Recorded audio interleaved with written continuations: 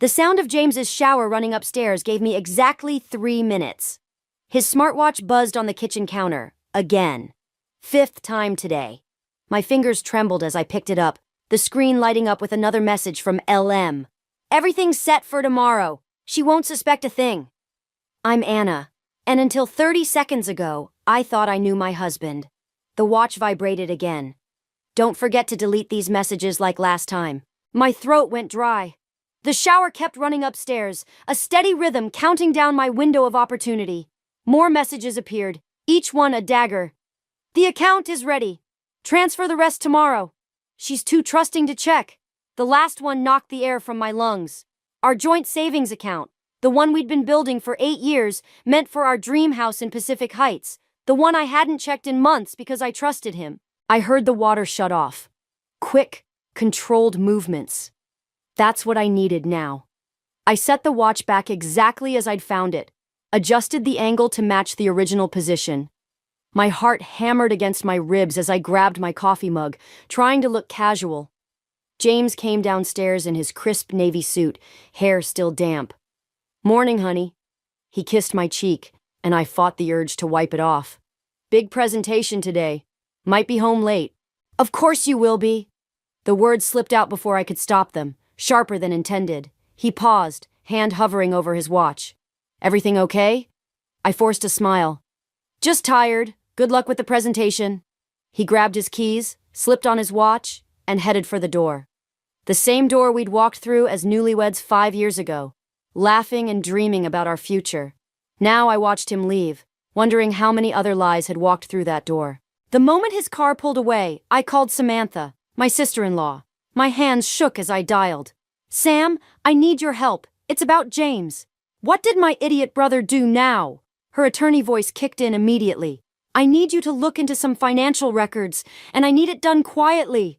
"Anna, you're scaring me. What's going on?" I sank into our kitchen chair, the one James had insisted on buying because it matched his precious modern aesthetic. "I think he's planning to empty our savings account. There's someone else involved. Someone with the initials LM. Silence on the other end. Then, "Lucas Morrison?" My stomach dropped. "Who?" "James's college friend. The one who's always getting into sketchy business deals." She paused. "Anna, if Lucas is involved, this is worse than you think." I opened my laptop, logged into our bank account. The password had been changed. Of course it had. "Sam, I can't even access our account anymore." "Don't confront him," she said quickly. "Let me do some digging first. And Anna, stay at my place tonight, just in case." "In case of what?" "In case I'm right about Lucas." She took a deep breath. The last person who trusted him lost everything. And I mean everything. My coffee had gone cold, forgotten on the counter. Outside, our neighbors' kids were laughing, heading to school. Normal sounds from a normal world that had suddenly turned sideways. "I need to know everything about Lucas Morrison," I said, my voice steadier than I felt. "And then I need to know how to make them both pay." "Anna." "No, Sam. They're planning to steal my future. So I'm going to steal theirs first." I hung up and stared at our wedding photo on the wall. James's perfect smile, his arm around my waist, both of us radiating happiness. What a beautiful lie it had been. The watch messages kept playing in my mind. "She's too trusting to check." They were right. I had been too trusting. But not anymore. Margaret's kitchen always smelled like cinnamon and safety. She hummed while stirring her tea, the silver spoon clinking against porcelain in that familiar way that usually calmed my nerves. Not today. "You seem distracted, dear." She placed a steaming mug in front of me. "James mentioned you've been working late." I nearly choked on my first sip. Of course he'd say that. Did he? Funny, considering he's the one who's never home. Her humming stopped. "Trouble in paradise?" "Paradise is overrated." I traced the rim of my mug, wondering how much to tell her. Margaret had always been more mother to me than mother-in-law, but she was still James's mother. "Have you ever noticed anything off about Lucas Morrison?" Her hand trembled slightly as she set down her spoon. "Lucas? I haven't heard that name in years, not since—" She pressed her lips together. "Since what?" "Nothing. Ancient history." But her eyes said different. Why do you ask about Lucas? Before I could answer, my phone buzzed. A text from Samantha. Found something. Meet me at my office. Now. I have to go. I stood, kissing Margaret's cheek. Thanks for the tea. Anna. Her voice stopped me at the door. Whatever you're looking into, be careful. Some stones are better left unturned. Samantha's law office occupied the 15th floor of a glass tower downtown. She was waiting by the elevator, manila folder in hand. You're not going to like this. She led me to her office, closed the door, and spread documents across her desk. Bank statements, property records, business filings. Lucas Morrison isn't just James's friend. They're business partners. What? 3 shell companies, all registered in Nevada. And guess what? Your joint savings account has been making regular transfers to one of them for the past 6 months. My hands shook as I picked up a statement. $200,000? That's impossible. I would have noticed. Not if the notifications were disabled on your banking app. She pulled up another document. But here's where it gets interesting. These companies, they're all connected to failed real estate developments. Properties that were supposed to be luxury condos but never broke ground. A scam? More like a pyramid scheme. They take investor money for one project, use it to pay off debts from previous failures, then start the cycle again. She leaned back. And James is neck deep in it. My phone buzzed again. James, working late again. Don't wait up. I need to see where he really goes. The words came out before I fully processed them. Anna, no. Yes, tonight. I stood up. Will you help me? 20 minutes later, we parked across from James's office in Samantha's black SUV. Right on schedule, he emerged from the building, but instead of heading home, he drove toward the Marina District. This is a bad idea, Samantha muttered as we followed at a safe distance. James's car finally stopped outside an upscale restaurant. Through the window, I could see Lucas already waiting at a table. A woman in a red dress joined them moments later. That's Claire Peterson, Samantha whispered. She's on the city's planning commission. My stomach turned as I watched James kiss Claire's cheek, his hand lingering on her waist.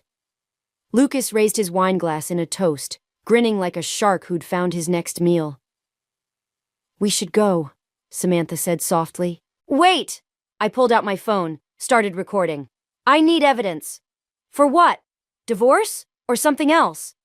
I thought about Margaret's warning, about stones better left unturned. But I also thought about our savings, our dreams, our future. All of it built on lies and theft. Both, I said finally. I'm going to take everything from them. The money, the schemes, their reputations. All of it. Samantha touched my arm. That's not you talking, that's anger. Maybe it's time I got angry. I watched as James laughed at something Claire said, his hand now resting on her knee. They think I'm too trusting? Too naive? Fine, let them think that. It'll make it so much sweeter when I burn their whole world down. Anna, no. I've made my decision. I lowered my phone, having captured enough. But first, I need to talk to Margaret again. She knows something about Lucas, something from the past. And I'm going to find out what it is. In the restaurant, James raised his glass again. To success, probably. To getting away with it all. Enjoy it while you can, I thought. The trust might be gone, but revenge? That was just beginning. Margaret's hands trembled as she placed the old shoebox on her kitchen table. I should have told you this years ago. She pulled out a stack of yellowed newspaper clippings. Before Lucas destroyed another family. The headline caught my breath. Local developer faces fraud charges. Below it, a younger Lucas smiled at the camera, arm around a woman I didn't recognize. That's Rachel, Margaret said softly. James's sister. I stared at her. James never mentioned having a sister? Because she's dead. Margaret's voice cracked. Lucas convinced her to invest everything in one of his schemes. When it fell apart, she couldn't finish. My phone buzzed. A text from James. Having dinner with clients, don't wait up. I showed Margaret the restaurant photo from last night. Her face went ash white. Claire Peterson. She was Rachel's best friend. The pieces clicked together like a toxic puzzle. The planning commission. They're using her to approve their developments. History's repeating itself. Margaret pulled out more clippings. Lucas did the same thing 15 years ago. Rachel found out, threatened to expose him. A week later, her car went off Mount Tamalpais. My hands shook as I spread the articles across the table. The police ruled it an accident? They couldn't prove otherwise, but Rachel had left me a letter. Margaret's voice hardened. She knew too much. About Lucas. About the schemes. About James. James? He was involved back then? No, but he knew. He knew what Lucas had done, and he stayed silent. To protect the family name, he said. She laughed bitterly. Now look at him, following the same path. My phone buzzed again. Samantha. Emergency. Claire Peterson just filed permits for 3 new developments, all under shell companies. I have to go. I gathered the clippings. Can I take these? Margaret grabbed my wrist. Be careful, Anna. Lucas isn't just a con man. He's... The front door opened.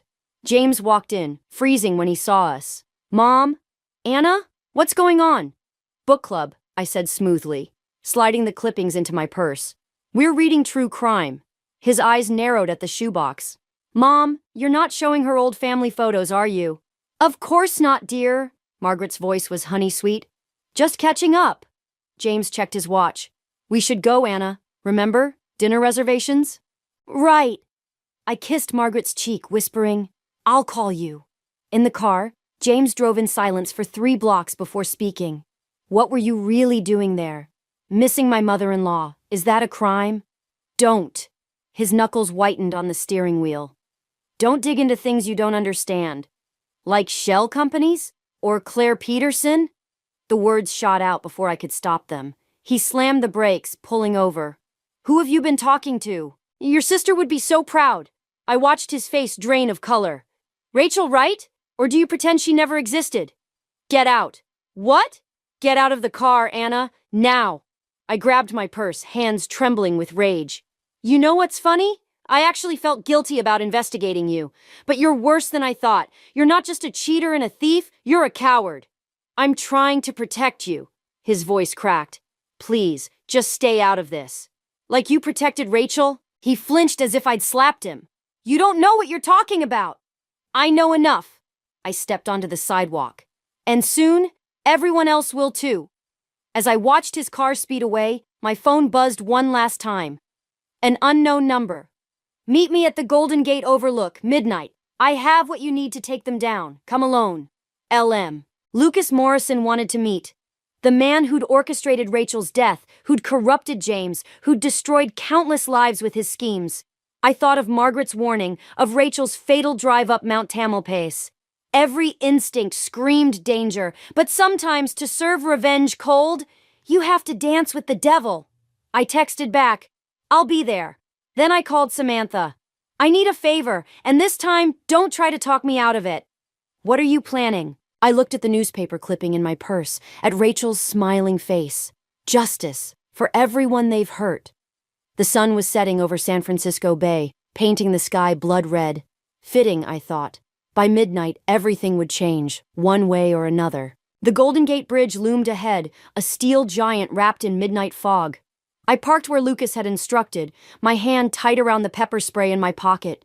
Samantha's words echoed in my head. This is insane. At least let me come with you.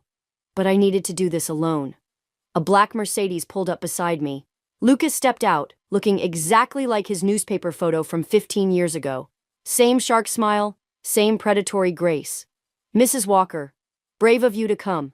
Cut the pleasantries. What do you have? He pulled out a manila envelope. Everything. Bank records, permit applications, Claire's involvement, even the truth about Rachel. My fingers itched to grab it. Why help me now? Aren't you and James partners? Partners? He laughed, the sound sharp as broken glass. James is a puppet, always has been. Even with Rachel, he just followed orders. Whose orders?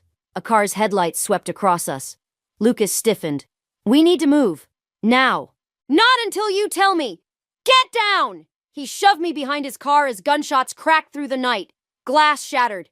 I caught a glimpse of a familiar Navy suit behind the wheel of the passing car. James. Lucas grabbed my arm, dragging me toward the overlook's edge. There's a maintenance stairway. Move! More shots. Lucas stumbled, the envelope falling. Papers scattered in the wind like dead leaves. He pressed something small and cold into my hand. USB drive. Everything's there, including who really killed Rachel. Who? You already know. Blood darkened his shirt. Why do you think James married you? You look just like her. Footsteps approached. Lucas shoved me toward the stairs. Run. And Anna, trust no one, especially not. The final shot echoed across the bay. I ran down the metal stairs, legs shaking, the USB drive clutched in my fist. Above, I heard James's voice. Where is she? Lucas's laugh, wet with blood. You really think she'll stay with you now, after learning what you did to Rachel? Another shot. Silence. My phone buzzed. Samantha. Where are you? James just called, saying you're in danger. I didn't respond. Instead, I called Margaret. Anna? It's midnight, what? Did you know? My voice shook. About Rachel. About why James really married me. Silence. Then softly, come over. There's something you need to see. 20 minutes later, I sat in Margaret's kitchen, staring at a photo I'd never seen before. Rachel and me, side by side in different photos. The resemblance was uncanny. James saw your profile on a dating app, Margaret said. He showed it to me, said it was like seeing a ghost. I should have stopped him then. From what? Marrying me? From using you to ease his guilt. She pulled out a letter, the paper worn from repeated folding. Rachel wrote this the night she died. She wasn't just threatening to expose Lucas. She was going to expose James, too. He was the one who brought her into the scheme. My phone buzzed again. James. Anna, please, let me explain. I was trying to protect you. Like you protected Rachel? I typed back. His response came instantly. I loved her. Everything I did was for her. And me? Was I just her replacement? No response. Margaret touched my hand. What will you do now? I looked at the USB drive, at Rachel's letter, at my wedding ring, which suddenly felt like a noose. First, I'm going to the police, then the SEC, then the media. I stood up. But before that, I need to know everything. About Rachel, about the schemes, about James. No more secrets. He'll come after you. Good. I thought of Lucas bleeding out on the overlook, of Rachel's car going off that mountain, of 5 years married to a man who saw me as a ghost. Let him try. My phone buzzed one final time. An email from Lucas, sent moments before he died. If you're reading this, I'm dead. But the game isn't over. Check the USB. And remember, James isn't the mastermind. He never was. The real puppet master is closer than you think. I looked at Margaret, calmly sipping her tea, and wondered just how many secrets this family still held, and how many more people would die before I uncovered them all. The USB drive's contents spilled across Samantha's computer screen. Offshore accounts, forged permits, email threads spanning decades. But one name kept appearing, linked to every transaction, every scheme. This can't be right, Samantha whispered. I leaned closer. What? These accounts? They're not just James's or Lucas's. She pointed to a signature block. They're Margaret's. The room tilted. I gripped the desk to steady myself. That's impossible. Look at the dates. The first transfers started right after her husband died. 20 years of shell companies, all leading back to her. Samantha pulled up more documents. And Anna? Rachel found out. The night she died, she sent an email to the SEC. My phone buzzed. Margaret. Coming over for tea? We need to talk. Don't go, Samantha said. I showed her the screen. If I don't, she'll know we found this. Then she'll know you're a threat, just like Rachel was. The office door opened. Claire Peterson walked in, perfectly composed in her red dress. Actually, that's exactly what she'll know. Samantha reached for her phone, but Claire pulled out a gun. Please don't. This is complicated enough. How long? I asked. How long have you been working with Margaret? Since college. She was my professor before she married into the Walker family. Claire's smile was razor sharp.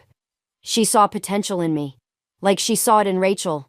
Like James saw it in you. Where's James now? Cleaning up Lucas's mess. Margaret's orders.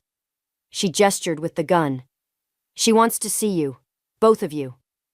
Samantha's hand found mine under the desk.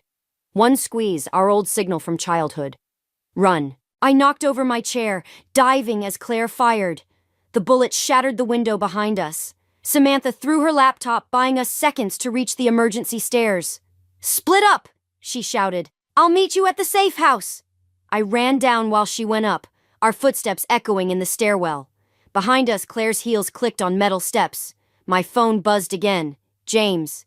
Don't trust anyone, even me, especially me. Another text followed, this one from Margaret. I tried to keep you out of this, dear. I really did, but you're so much like Rachel, too curious for your own good. I burst out of the stairwell into the parking garage. A black SUV screeched to a halt in front of me, James behind the wheel. Get in! Why should I trust you? Because I just saved Lucas's life. He's at the hospital under protection, and because... He swallowed hard. Because I couldn't save Rachel, but I can save you. Claire's gunshot echoed through the garage. I jumped in. James floored it, tires squealing. Margaret raised me to be loyal to family, but she never told me what that loyalty would cost. Rachel? I thought... His knuckles whitened on the wheel. I thought if I found someone like her, it would fix everything. That's what Margaret said. Find a replacement. Keep the family whole. While she stole millions. Billions, he corrected. The construction projects were never meant to be built. They're just fronts for moving money. Margaret's been doing it since before I was born. My phone buzzed one last time. Margaret. Come home, dear. Let's have that talk. Or should I tell the police where to find Samantha? James glanced at the message. She has her? The safe house. My voice cracked. Samantha was supposed to meet me at the safe house. Margaret owns it! She owns everything! He took a sharp turn onto the bridge. We have to get out of the city. No. I thought of Rachel's letter, of Lucas bleeding on the overlook, of Samantha running up those stairs. We have to end this. Anna! Take me to Margaret's. I pulled up Rachel's final email to the SEC on my phone. It's time to finish what your sister started. He met my eyes in the rearview mirror. She'll kill you. Maybe. I thought of all the women Margaret had destroyed. Rachel, Claire, me, all pawns in her game. But sometimes the pawn takes the queen. James turned the car around, heading toward his childhood home, toward Margaret, toward either justice or death, or maybe both. Margaret's house loomed before us, warm lights glowing behind Victorian windows. A perfect facade, just like everything else about her. James killed the engine, his hands shaking. She's waiting for us. Inside, Margaret sat at her dining table, elegant as ever in her pearl necklace. Samantha knelt beside her chair, Claire's gun pressed to her temple. Anna, dear, James. Margaret gestured to the empty chairs. Family dinner at last. I stepped forward, but James grabbed my arm. Where's Lucas? Hospital security is quite lax these days. Margaret sipped her tea. Especially when properly motivated. My phone buzzed. A message from Lucas's number. A photo of his hospital room, empty except for a blood-stained sheet. Sit, Margaret commanded. Let's discuss your inheritance. We sat. Samantha's split lip and bruised eye told me she'd fought hard. She mouthed one word. Run. I built this empire, Margaret said, from nothing. My husband thought I was just a school teacher. James's father never suspected his sweet, supportive wife was orchestrating everything. She smiled at James. You were supposed to be different, better than your father. But you're weak, just like him. You killed Rachel, I said. Your own daughter. Rachel was ungrateful. Like you. She nodded to Claire, who pressed the gun harder against Samantha's head. But we can fix this. Sign these papers, transferring everything to my holding companies. All of it. Your assets, your evidence, your little USB drive. Then maybe Samantha lives. James reached for the papers. Mom, please. Don't call me that. You lost that right when you chose her over family. She pushed a pen toward him. Sign. My phone buzzed again. Unknown number? Check your email, now. I glanced down. A video file from Lucas, sent minutes before his death. My hands trembled as I pressed play. Margaret's voice filled the room. Rachel knows too much. Take care of it. Make it look like an accident. James went pale. That's not... Your voice is on here too, I said. Agreeing to kill your own sister. Claire's hand tightened on the gun. Margaret? It's fake, Margaret snapped. Obviously. But James was staring at her. Really seeing her for the first time. You told me Rachel killed herself. That's why you wanted me to find Anna. To replace her. To keep me from asking questions. I made you strong, Margaret hissed. Everything I did was to protect this family. By killing my sister? By using Anna as her replacement? By eliminating weakness. She stood, pulling another gun from her cardigan. Like I'm doing now. Everything happened at once. James lunged for Margaret. Claire's gun wavered. Samantha threw her head back, catching Claire in the chest. I dove for the fallen gun. 2 shots rang out. James crumpled, blood blooming across his chest. Margaret stood over him, smoke curling from her gun. My own son, she said softly. Another disappointment. I raised Claire's gun with trembling hands. It's over, Margaret. The video's already uploaded to the SEC. She laughed. You think that matters? I own half the SEC. I own this city. I own you. No. James's voice was weak. You don't. He pressed something into my hand. A phone, recording everything. Live streaming, he gasped. To everyone. The whole company. The investors. Everyone. Margaret's composure cracked. For the first time, I saw fear in her eyes. You're lying. Check your phone, Samantha said, blood trickling from her lip. It's trending. Margaret's phone buzzed, then buzzed again, and again. You're all dead, she whispered, raising her gun. Every last one of you. Another shot rang out. Margaret staggered, looking down at the red stain spreading across her perfect cardigan. Behind her, Claire lowered her smoking gun. That's for Rachel, Claire said. And for all of us you used. Margaret fell, her pearl necklace scattering across the hardwood floor like tears. I crawled to James, pressing my hands against his wound. Stay with me, please. I'm sorry, he whispered. For everything. For not being strong enough to stop her sooner. James! Get out, Claire interrupted. All of you. I'll handle this. Why? Samantha asked. Because Margaret owned me too. Now go, before the police arrive. We stumbled out into the night, supporting James between us. Behind us, one final shot echoed through Margaret's perfect house. My phone buzzed one last time. A message from Lucas's number. The Queen is dead, but the game isn't over. Check the last file on the USB. The real puppet master is still out there. I looked back at the house, at the empire of lies crumbling behind us, and wondered how much deeper this web of betrayal went, and whether any of us would survive unraveling it. The hospital corridor stretched endlessly, antiseptic white under fluorescent lights. James lay in surgery while Samantha and I huddled over the USB drive in the waiting room. This can't be right, Samantha whispered, staring at the final file. Before I could respond, my phone lit up. Claire, police found Margaret and me. I'm in custody. But Anna, they found something else. Check the basement. What basement? The one under her garden, where Rachel really died. My hand shook as I pulled up the last file from Lucas's drive. Photos, dozens of them. Margaret's basement, filled with filing cabinets, financial records dating back 30 years, and Rachel confronting someone. Not Margaret, not James, Samantha. The timestamp showed 1 hour before Rachel's accident. I turned to her slowly. You were there. Samantha closed the laptop. I was trying to stop her. From what? From ruining everything. Her voice changed, harder now. Rachel was going to expose the whole operation, not just Margaret's part, all of it. The real empire. Your empire. She smiled, and for a moment she looked exactly like Margaret. Who do you think taught her everything she knew? I was her star student before I married into the family, before I positioned James to take over the construction company, before I found you. You found me? Dating apps are so easily manipulated. The right profile shown to the right person at the right time. She pulled out a gun, Margaret's gun. James wasn't the only one who saw Rachel in you. I needed someone malleable, someone who would ask the right questions, push the right buttons, make Margaret sloppy. The pieces clicked together. You used me to expose Margaret, and it worked perfectly. The company's in chaos. The board will need new leadership. She stood. Someone who helped expose the corruption. Someone like James's grieving wife. James is still alive. For now. Hospitals are so unpredictable. She checked her watch. In fact, he should be coding right about... The emergency alarm blared. Doctors rushed past our waiting room. What did you do? The same thing I did to Rachel when she wouldn't play along.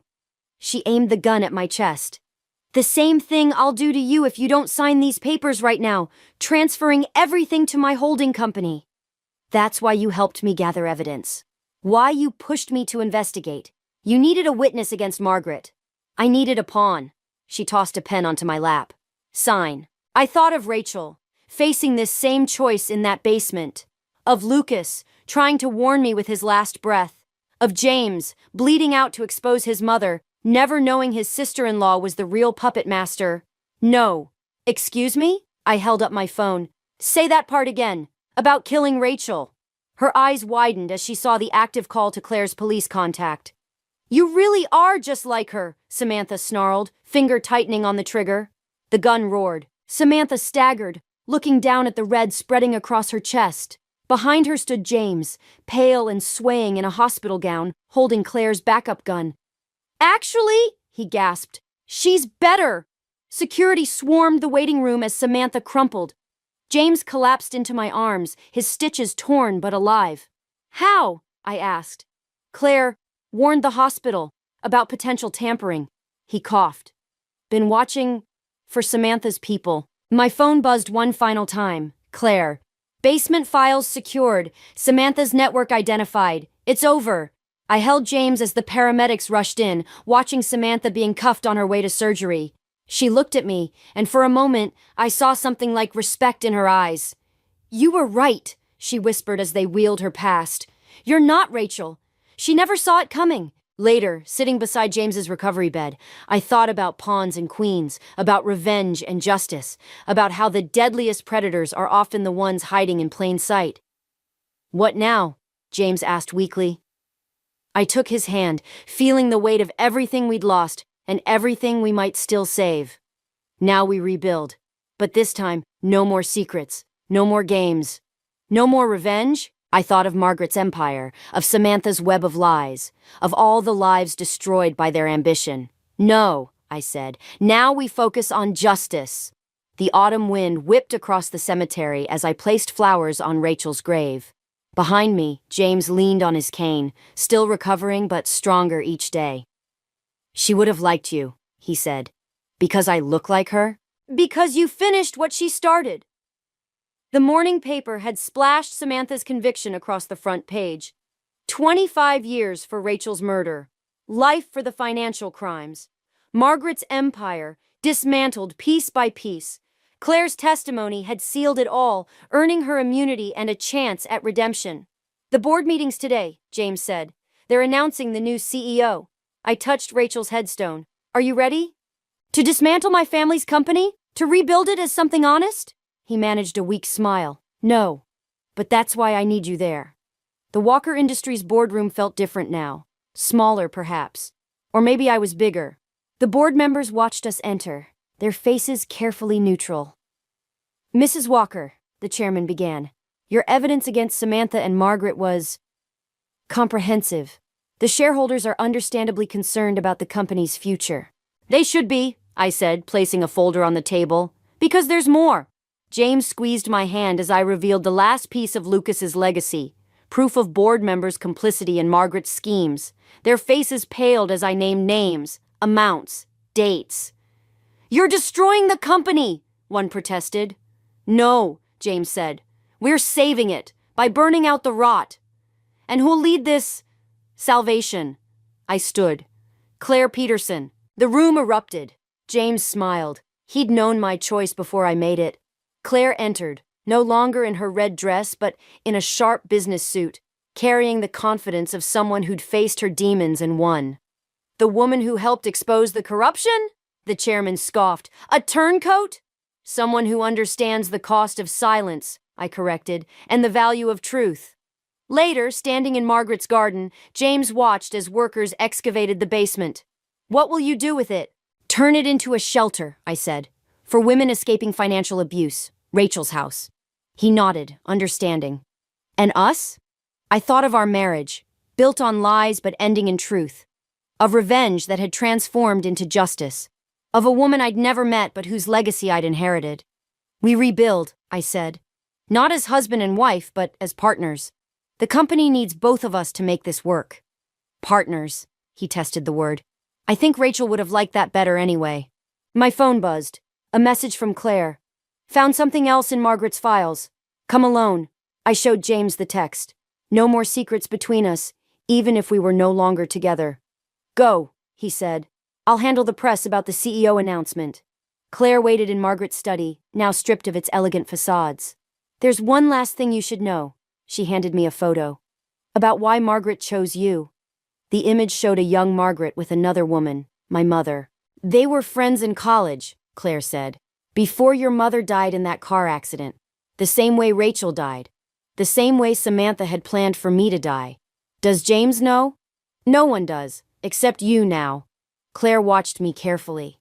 What will you do with this? I looked at the photo, at these two young women smiling, unaware of the tragedy and betrayal ahead. At my mother, whose death might not have been an accident after all. But that was another story.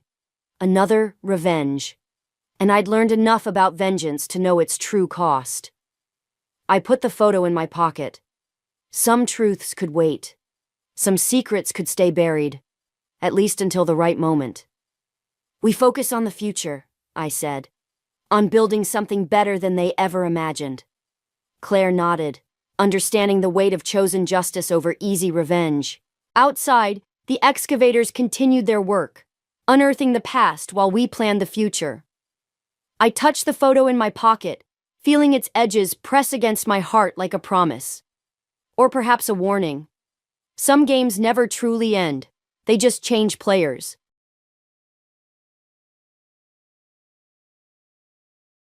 Back when I was 10, life seemed a whole lot simpler.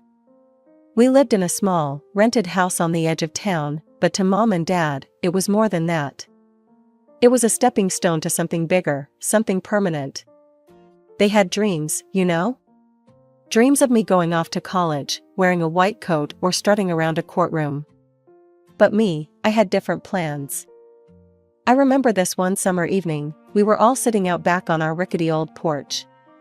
The sun was dipping low, casting long shadows across our tiny yard, and Dad was flipping burgers on his ancient grill that looked like it might fall apart any second. "Diana, you gotta start thinking about your future," Dad said, poking at the burgers with a spatula that had seen better days. "Doctor or lawyer, that's where the money's at. Secure." Mom nodded, tucking a loose strand of hair behind her ear. "Your father's right, honey. We just want you to have a stable career. Something prestigious." I kicked at the dirt with my sneaker, watching it puff up in little clouds. "I want to be an archaeologist," I mumbled, barely loud enough for them to hear. "Dig up ancient stuff, you know?" Dad let out a hearty laugh, the kind that made his belly bounce. "Archaeologist, huh?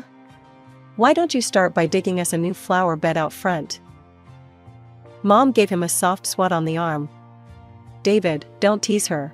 If she wants to dig, let her dig."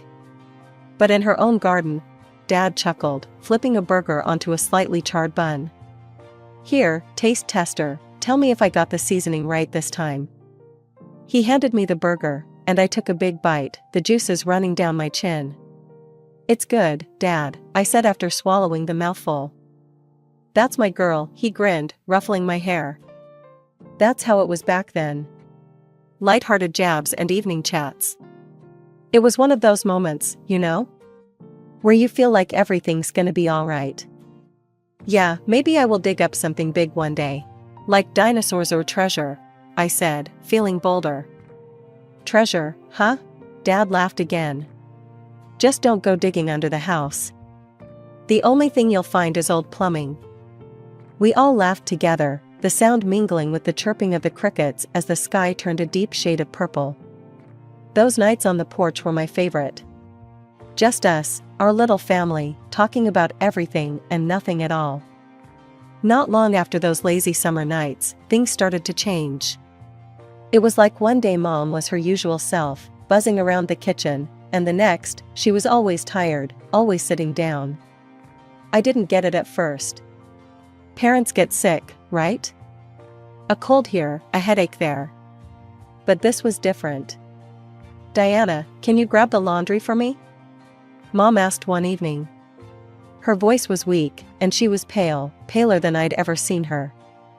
"Sure, Mom," I said, hauling the basket up from the basement. It was heavier than I expected, or maybe I just noticed it more because I kept stealing glances at Mom, slouched on the sofa, looking like all her strings had been cut. "Thanks, honey," she whispered as I dropped the basket beside her. "You're becoming quite the helper, you know?" I shrugged, feeling uneasy. Is everything okay, Mom? She attempted a smile that didn't reach her eyes. Just a bit under the weather, that's all. Don't you worry. But it was more than that. Much more. Dad knew it too. Their whispers filled the nights, whispers that I wasn't meant to hear, but did. Words like doctors and tests floated through the cracks of my slightly ajar bedroom door. Then, the bombshell dropped. I've got cancer, Diana, Mom said one gray morning, her words stark against the clatter of breakfast dishes. Dad stood behind her, a hand on her shoulder, his eyes dark pits of worry. What does that mean? I asked, not really wanting to hear the answer. It means I'm very sick, she said, reaching out to squeeze my hand. But the doctors are going to help me. Dad chimed in, his voice gruff. We're gonna fight this, right? All of us together. But it wasn't a fight we could win. Not this time. Mom got weaker, the life slowly draining out of her as if she was a balloon with a tiny hole, and all the air was slipping out. The hospital visits became more frequent. I hated those places. They smelled like disinfectant and despair. Mom was often too tired to talk after the treatments, and I'd sit by her bed, holding her hand, trying not to cry.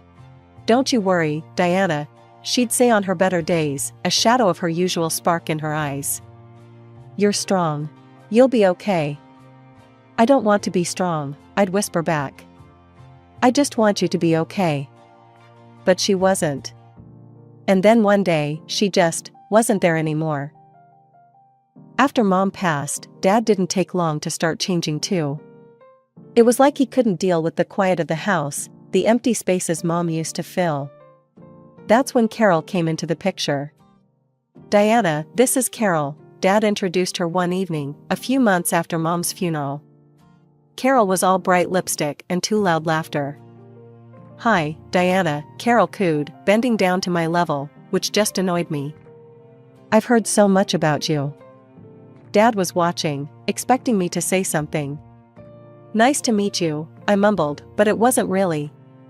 Nothing about it was nice. Carol moved in not long after that. Her stuff invaded our house like weeds, spreading and taking over spaces that used to be filled with Mom's things. I hated it.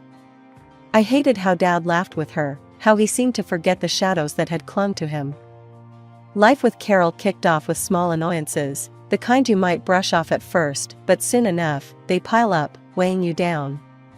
I noticed her subtle digs right after the wedding. It was like a switch had flipped. One morning, as I was getting ready for school, I couldn't find my favorite blue sweater. I rummaged through my drawers, throwing clothes left and right. Frustrated, I stormed into the kitchen where Carol was sipping her coffee, looking too pleased with herself. Have you seen my sweater? The blue one? I asked, trying to keep my voice steady. Carol looked up, her eyes narrow. Oh, that old thing? I might have tossed it. It was getting too shabby, don't you think? I stared at her, my fists clenching at my sides. It was my favorite. Mom gave it to me. She shrugged, turning back to her magazine. You need to grow up, Diana. Stop clinging to rags. That was Carol. She'd throw away bits of my life as if they were crumbs on a table, and I was supposed to just clean up and move on. During meals, I began to notice that my food tasted weird. My soup was always too salty, and my vegetables soggy. One evening, I finally spit it out, right there at the dinner table. Dad, this tastes awful. I exclaimed, pushing my plate away. Carol's eyes flashed with something dark, but Dad was oblivious. He glanced from me to Carol, then back to me. Now, Diana, Carol's been on her feet cooking all day. Apologize, that's rude. I looked down at my plate, biting my tongue to stop the tears. Sorry, I muttered, not really sorry at all. Then there were my clothes. Carol took me shopping one weekend, and every single item she chose was a disaster. Everything was too big, the colors drab. These will last longer as you grow, she said, pushing a pile of oversized shirts and pants into my arms at the checkout. I tried on one of the outfits for the first day back at school. I looked ridiculous, sleeves hanging past my hands, pants baggy and tripping me up. The kids at school didn't let it slide. "Hey, Scarecrow, Halloween's over," they'd jeer as I walked by, my cheeks burning with shame. I came home that day, threw the clothes on the floor, and yelled, "I can't wear this stuff to school anymore." Carol, always lurking around like she had nothing better to do, called back from the living room. "You'll wear what we buy, and that's that. You should be grateful." One night, I tried again to talk to Dad. I caught him in the garage, tinkering with some old radio he'd found at a yard sale. "Dad, can we talk?" I ventured, watching his hands move over the wires. He didn't look up. "Sure, kiddo, what's up?" "It's Carol. She's not nice to me when you're not around." There, I'd said it. My heart was racing, waiting for him to see the truth. Dad stopped what he was doing, finally looking up, but the expression on his face wasn't what I hoped for. His brows furrowed, and his voice was stern. "Diana, Carol's trying her best.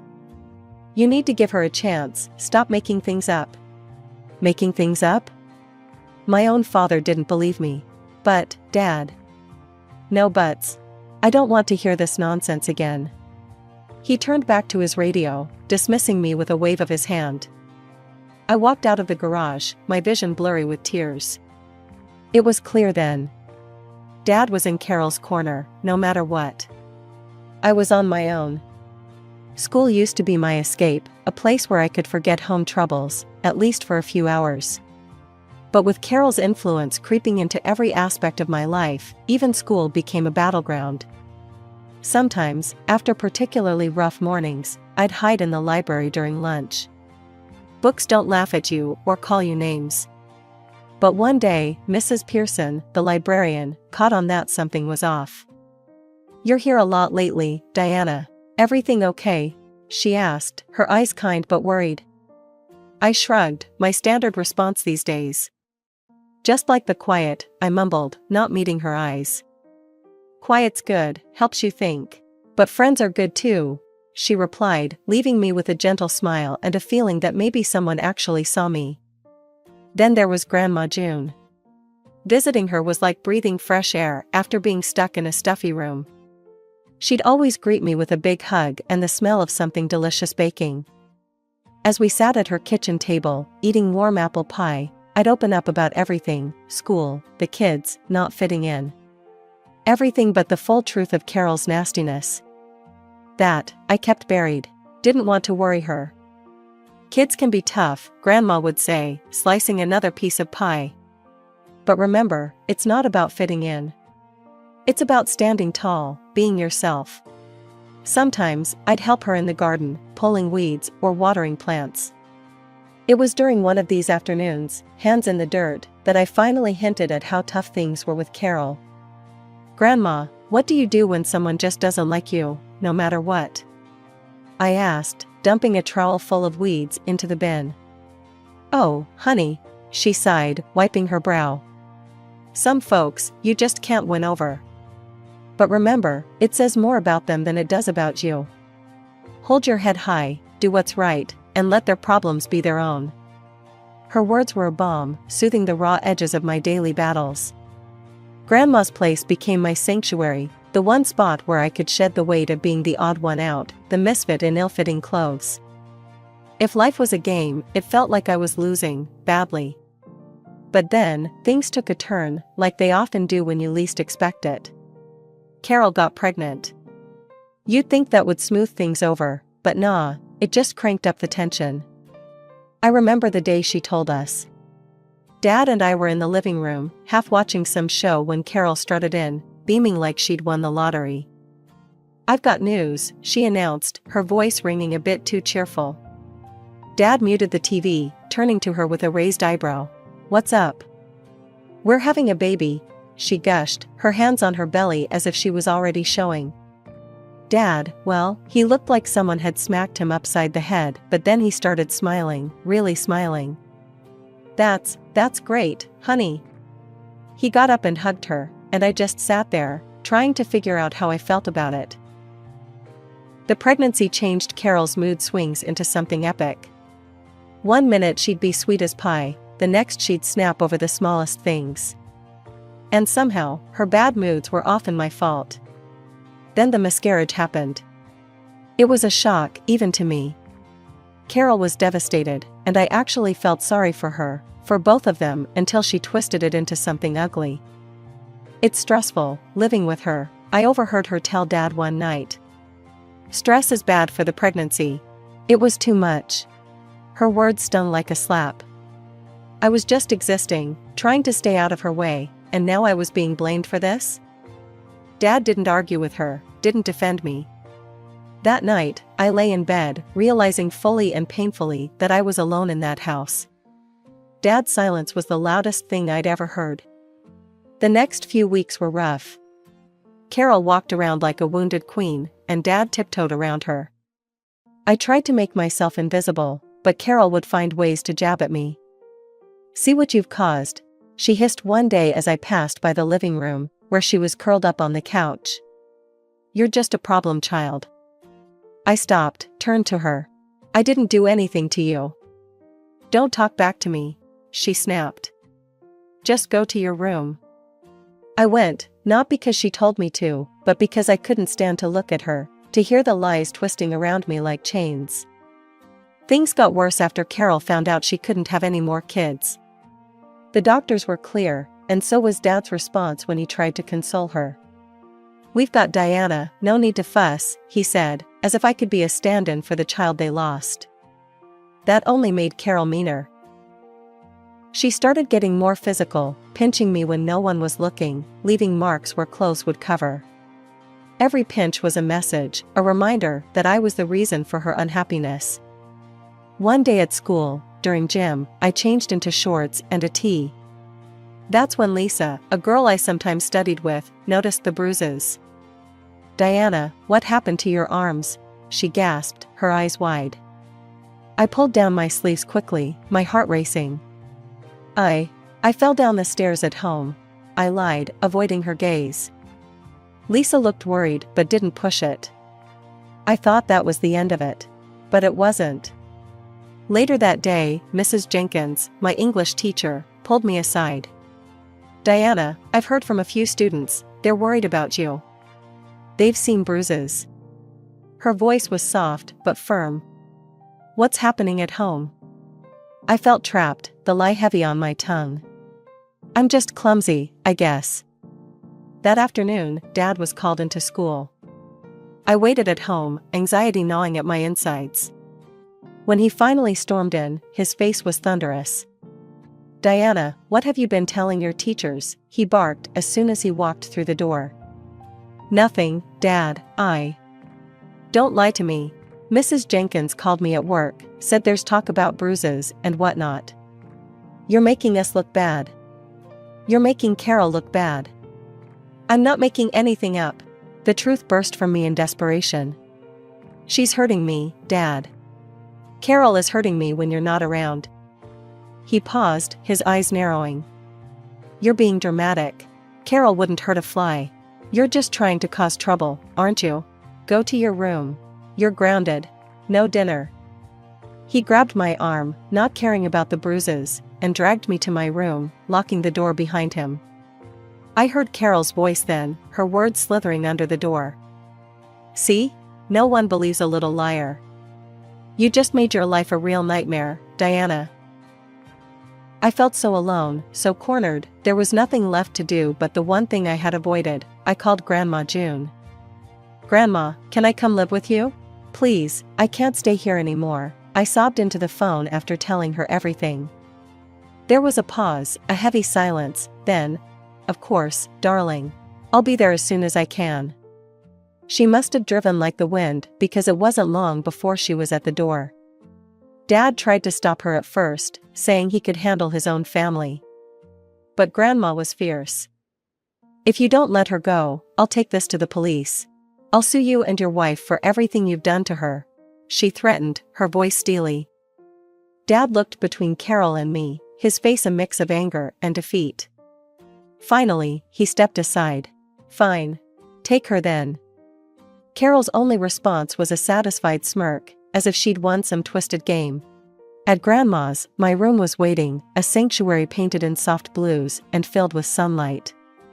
You're going to be okay, Diana, Grandma said, standing in the doorway with a smile that reached her eyes. I believed her. For the first time in a long time, I believed that things could be okay. That night, I slept without fear, without dreading what the next day might bring. I was free, and I was home. Living with Grandma June was like being reborn into a world where I could actually breathe. We fixed up the house together, baked cookies, and laughed a lot.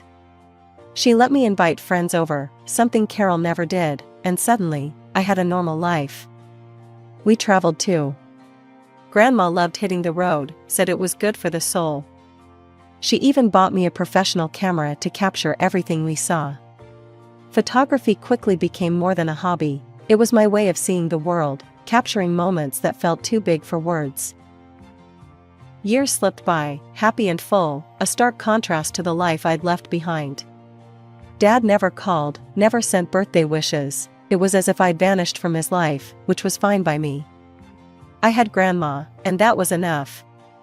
But then, Grandma got sick, her heart giving out after a lifetime of giving everything to everyone else.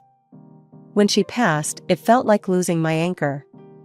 I organized the funeral with her close friend, Mrs. Avery, who knew just how much Grandma had meant to me. The funeral was a blur of faces and condolences, a soft murmur of sadness that matched the gray sky overhead. But then, Dad and Carol showed up, their faces strangely bright, almost eager. It sickened me. As people started leaving, Dad and Carol lingered, and we ended up at Grandma's house. That's when Carol, ever the viper, told me to pack up my things. This house now belongs to your father, she sneered, eyeing the place like it was a cash register ready to pop open. Dad was inspecting the walls, the cabinets, nodding along like he was already planning renovations. Yeah, Diana, pack your things and get out of here. I couldn't help but laugh. They both frowned. What's so funny? Dad asked, his tone sharp. Grandma knew you might pull something like this, I said, pulling out the will from my bag. She left everything to me, the house, the money, everything. It's all in my name. The color drained from their faces. It was the most satisfying thing I'd seen in years. Dad recovered first, a greedy glint in his eye. Well, then, as your father, I'll just have to manage that inheritance for you. Carol was nodding, almost drooling with anticipation. Think of what I could do with that money. A new car, some work done to keep me looking young. I cut them off with another laugh, louder this time. Manage my inheritance? Dad, you're so out of the loop you didn't even realize I turned 18 last month. I'm my own guardian now. Legally, I control everything. Their jaws dropped. It was comic, really. They tried to argue, to beg, but I was done. I'd had years of their neglect and cruelty, years to build up the strength Grandma had nurtured in me. Out. Now, I said, my voice firm, echoing through the empty halls of a house that had never felt more like a fortress. They left, Carol spitting insults over her shoulder, Dad's shoulders slumped in defeat. The door slammed shut, and the sound was like the closing of a long, painful chapter of my life. 10 years had woven themselves into the fabric of my life seamlessly. I was 28 now, living the kind of life Grandma June would have been proud of. I worked as a lawyer at one of the city's most prestigious firms, a dream my mother had harbored for me. My days were filled with briefs, courtrooms, and justice. My life was full, fulfilling, and most importantly, it was mine. One evening, as I was wrapping up a particularly challenging case file, my phone rang. The number was unfamiliar, and hesitating only for a moment, I answered. Diana. The voice was unmistakably Dad's, strained and rough as if each word was a struggle. I need your help. The voice from my past, not heard for a decade, dropped like a stone in my stomach. Look, we're in a bit of a situation here. Carol and we've hit a rough patch financially. We need some help, some money to get out of debt. It's urgent. I paused, taking a moment to process the nerve, the audacity. Memories, dark and dusty, filtered back through the recesses of my mind. You must be joking, I said finally, my voice cold and even. After everything, you call me for money? In the background, I could hear Carol's voice, shrill and panicky. Tell her she owes us, after everything we've done for her. I couldn't help but laugh, short and humorless. Oh, you? For what, exactly? For throwing me out? For siding with Carol over your own daughter? There was a pause on the line, a crackle of tension. Then Carol was back, her voice cutting through. You'll regret this. We'll take you to court. We'll get our alimony. That only made me laugh again, harder this time. Carol, I'm a lawyer. Remember? You have no grounds for alimony, and frankly, you have no idea who you're dealing with. You renounced any claim to me when Grandma became my guardian. Legally, you're nothing to me. Dad tried again, desperation seeping through. Diana, please. But I was done. No. You made your choice years ago. Live with it. Goodbye, Dad. I hung up, my heart pounding, but my decision was clear. I blocked the number immediately, leaning back in my chair, letting out a long, slow breath. They had chosen their path, and I had chosen mine. As I turned back to my desk, my eyes caught the framed photo of Grandma and me, taken on one of our many trips, a reminder of where I came from and the strength I carried. I smiled, a real, genuine smile, because I knew no matter what came my way, I was ready.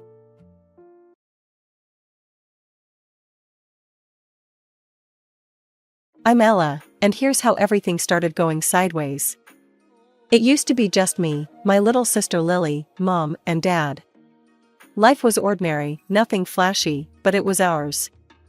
Dad worked fixing cars, and Mom was a librarian until her friend, Janet, talked her into one of those personal growth workshops. It didn't take long for that to flip everything upside down. I remember the evening it all changed. We were sitting around the dinner table, a mix of laughter and the clinking of dishes filling the room. Dad had just cracked a joke about his day at the shop when Mom dropped her news.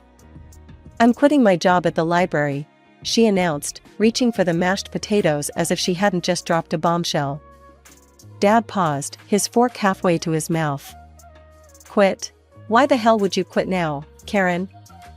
Mom's eyes lit up with that scary kind of excitement. I met some people at the seminar. They're into stock trading, real estate, all sorts of investments that could make us real money, not just pennies. You're talking about gambling with our savings, Karen. That seminar's messing with your head, Dad snapped, his voice a mix of worry and anger. It's not gambling, Tom. It's about taking risks to move forward. You're just too scared to see it, Mom fired back. That's how most dinners went after that seminar. Mom chasing dreams of big bucks, and Dad trying to pull her back to reality. Their arguments got louder, rougher, and nothing like the parents I knew. One day, I came home from school to find Mom at the kitchen table, papers and her laptop spread out like she was plotting a takeover. Hey, Mom, what's all this? I asked, dropping my backpack. It's my future, Elle. I'm done living paycheck to paycheck. It's time we live like the rich, she replied without looking up. I've invested some money in a promising stock. And tomorrow, I'm meeting with a group about a real estate venture. It's all going to change for us, you'll see. I wanted to believe her, really. But it felt like we were stepping onto a roller coaster without any safety harnesses. And what if it doesn't work out? What happens then? Mom finally looked up, her gaze fierce. It will work out. I'm making sure of it. Days turned into weeks, and the tension didn't let up. Dad hated the gambling, he called it that no matter what fancy name Mom gave it. I'd hear them at night, their voices raised in another heated debate. You're throwing away everything we've worked for, Karen. Those schemes are nothing but money pits. And you're just too chicken to seize a real opportunity, Tom. I'm trying to build something bigger here, and I don't need your negativity. Arguments between Mom and Dad were daily events, each more heated than the last. The stakes kept getting higher, and so did the tension. It was like living on a ticking time bomb, waiting for it to blow.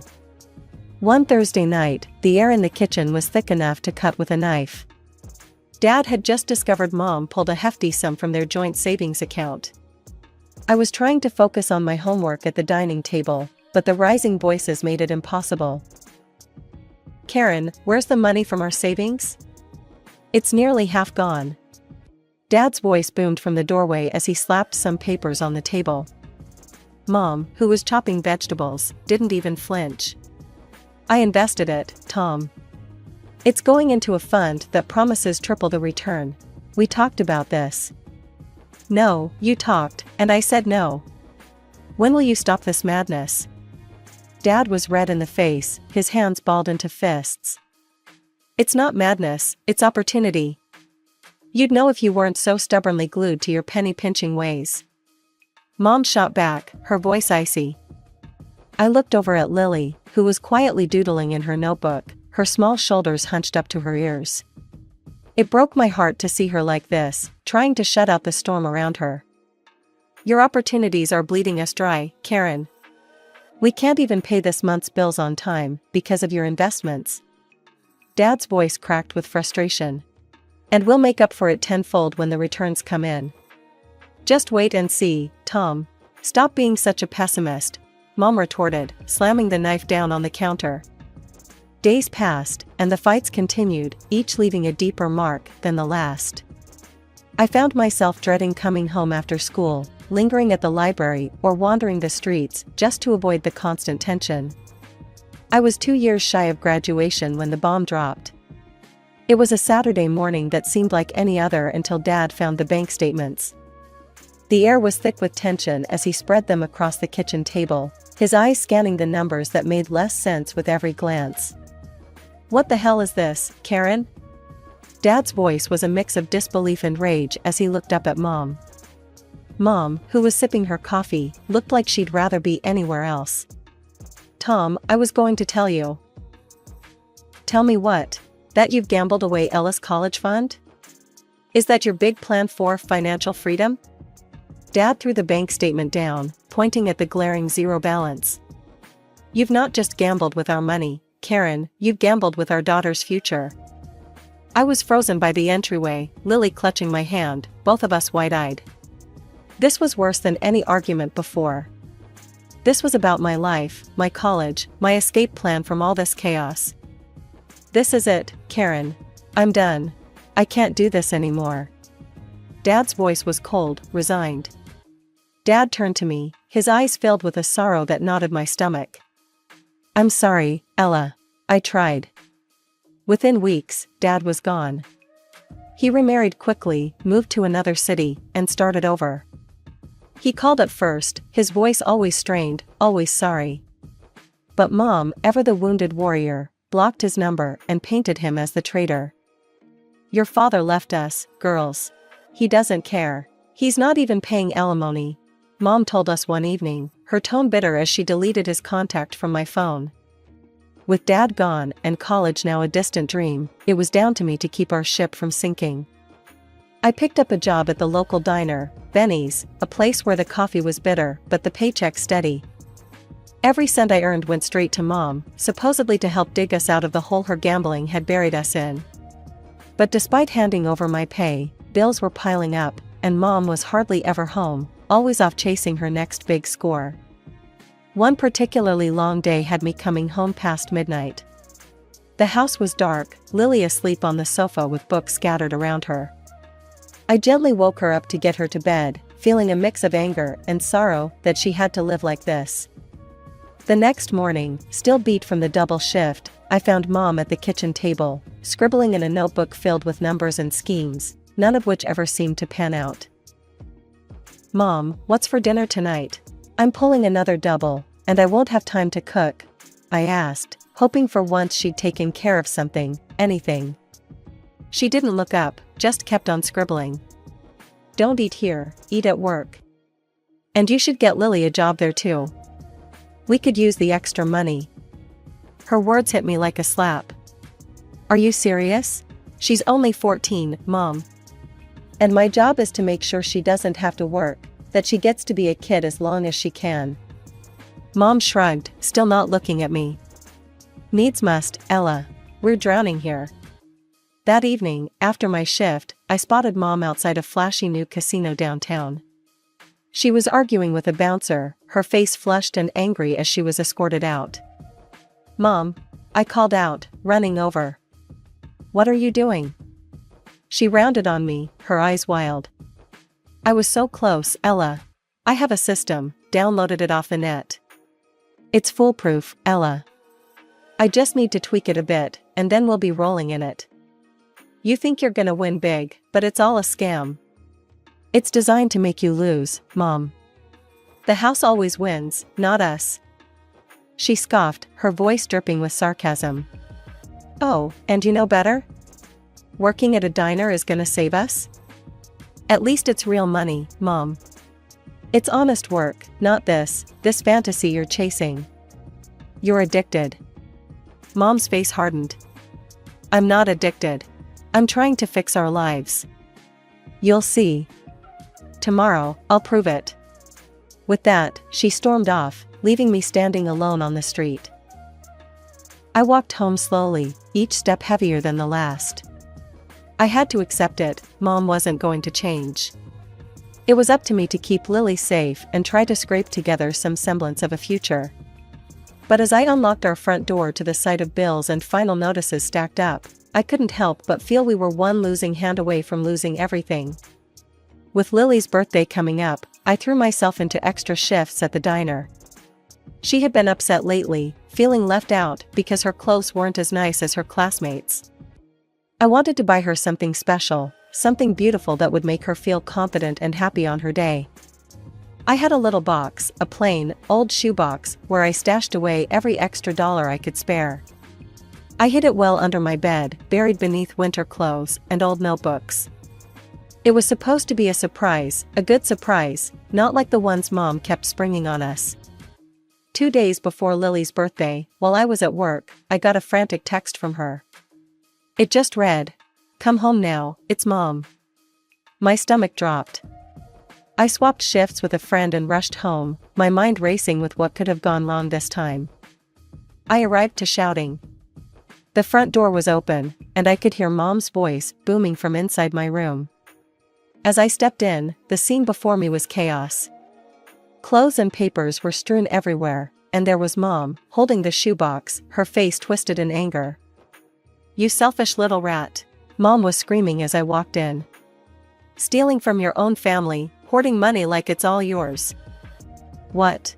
No, Mom, let me explain," I tried, but she cut me off. "Explain? Explain how you hide money while we're drowning in debt. You think you're better than me? That you can just do whatever you want? That money was for Lily, for her birthday." I shouted back, trying to make her understand, but it was like talking to a storm. Lily was crying by the doorway, her small frame shaking. "Mom, please, Ella was doing it for me, for my birthday." Mom turned on her, eyes blazing. "Oh, so you knew? Great. Both my daughters are conspiring against me. What a great family I have."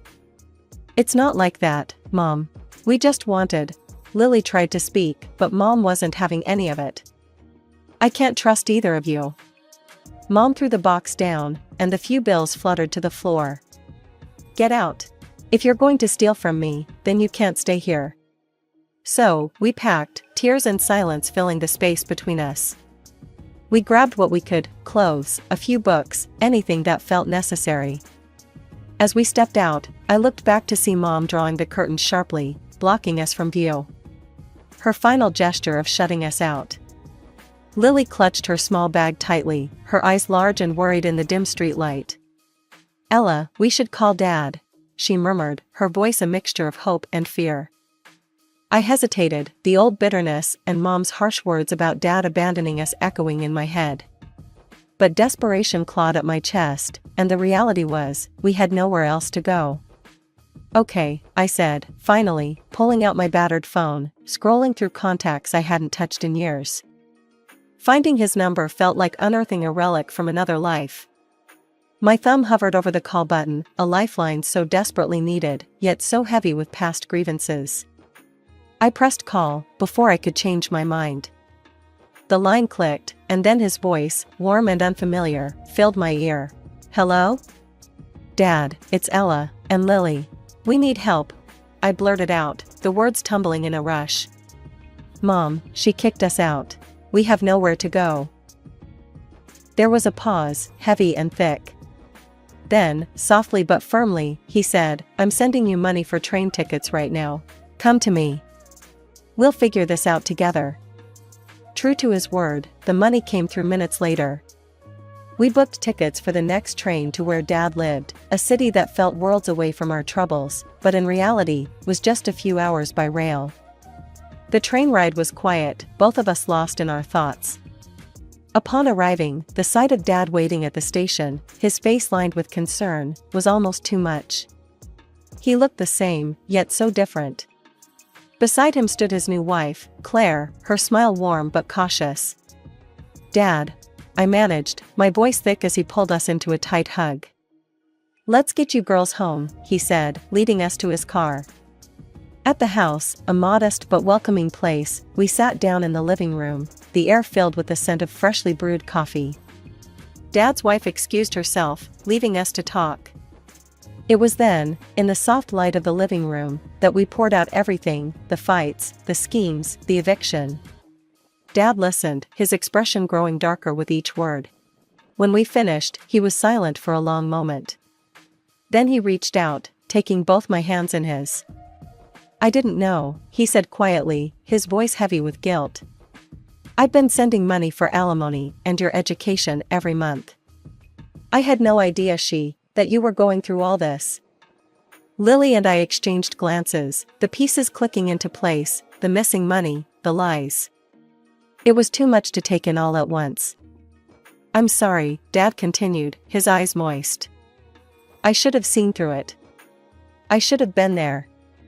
"It's not your fault, Dad," I said, feeling the weight lift slightly with each word spoken. "We're here now. That's what matters." Dad nodded, squeezing my hands. "You're right. And I'll make it right. Ella, we'll get you enrolled in college. And Lily, there's a great school just a few blocks from here. You'll like it, I promise." The relief was palpable, both of us letting out breaths we hadn't realized we'd been holding. Lily leaned forward, wrapping her arms around Dad in a fierce hug. I joined in, and for a moment, the world didn't seem so cold and harsh. The next morning, gathered around the breakfast table in Dad's kitchen, the sunlight spilled over like a promise. Claire, who I learned was a lawyer, brewed coffee while chatting about the local school system, her voice smooth and reassuring. "So, you girls will be needing some guidance," Claire began, pouring herself a cup. "Your fathers told me everything, and I want you to know I'm here to help, legally, personally, whatever you need." Lily, munching on her toast, looked up with a hopeful glance.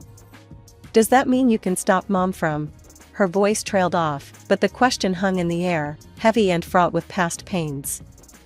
Claire set down her coffee, her expression serious yet kind. "Yes, Lily. I'm going to make sure she can't pull you back into that mess. We're filing for full custody and ensuring the alimony will no longer fall into unreliable hands." The conversation shifted to lighter topics, plans for the school year, and my college prep. I had started reading again, dusting off old textbooks and filling my head with knowledge that had nothing to do with survival. It felt strange, yet exhilarating. Lily got enrolled in a nearby school and, with Claire's help, started in fresh, new clothes that made her beam with confidence each morning she set off. 3 months after our world turned upside down, while I was deep in a study session, my phone rang. Seeing Mom's number flash on the screen churned my stomach. "Ella?" Mom's voice was shrill, frantic. "They took her from me, Ella. They say I can't be Lily's mother anymore. And they want the alimony back, the money they claim I stole." Her words, once capable of manipulating my emotions, now fell flat, filtered through the clarity of distance and truth. "Mom, you did take that money. Money that was meant for us, for our future. You used us. Mom's voice turned harsh, venomous. Ungrateful girl. You come back here and work, pay off these debts. It's the least you owe me. I felt the old pull, the trained instinct to soothe, to placate. But I wasn't that person anymore. No, Mom. I don't owe you anything. Dad's been paying you for years, and you lied to us, to everyone. I'm done. I hung up before she could respond, before I could hear the sobbing or the anger that might pull me back in. Turning off my phone, I sat for a moment in the quiet of Dad's study, the weight of the call sinking in. I'd stood up for myself, for Lily. It was a new feeling, scary but empowering. Then I turned back to my books, the pages less daunting now. I was building something new, something mine. The past would always be a part of me, but it would not define my future, not anymore. As Dad had promised, he supported me through college, covering tuition so I could focus on my studies without the crushing weight of debt.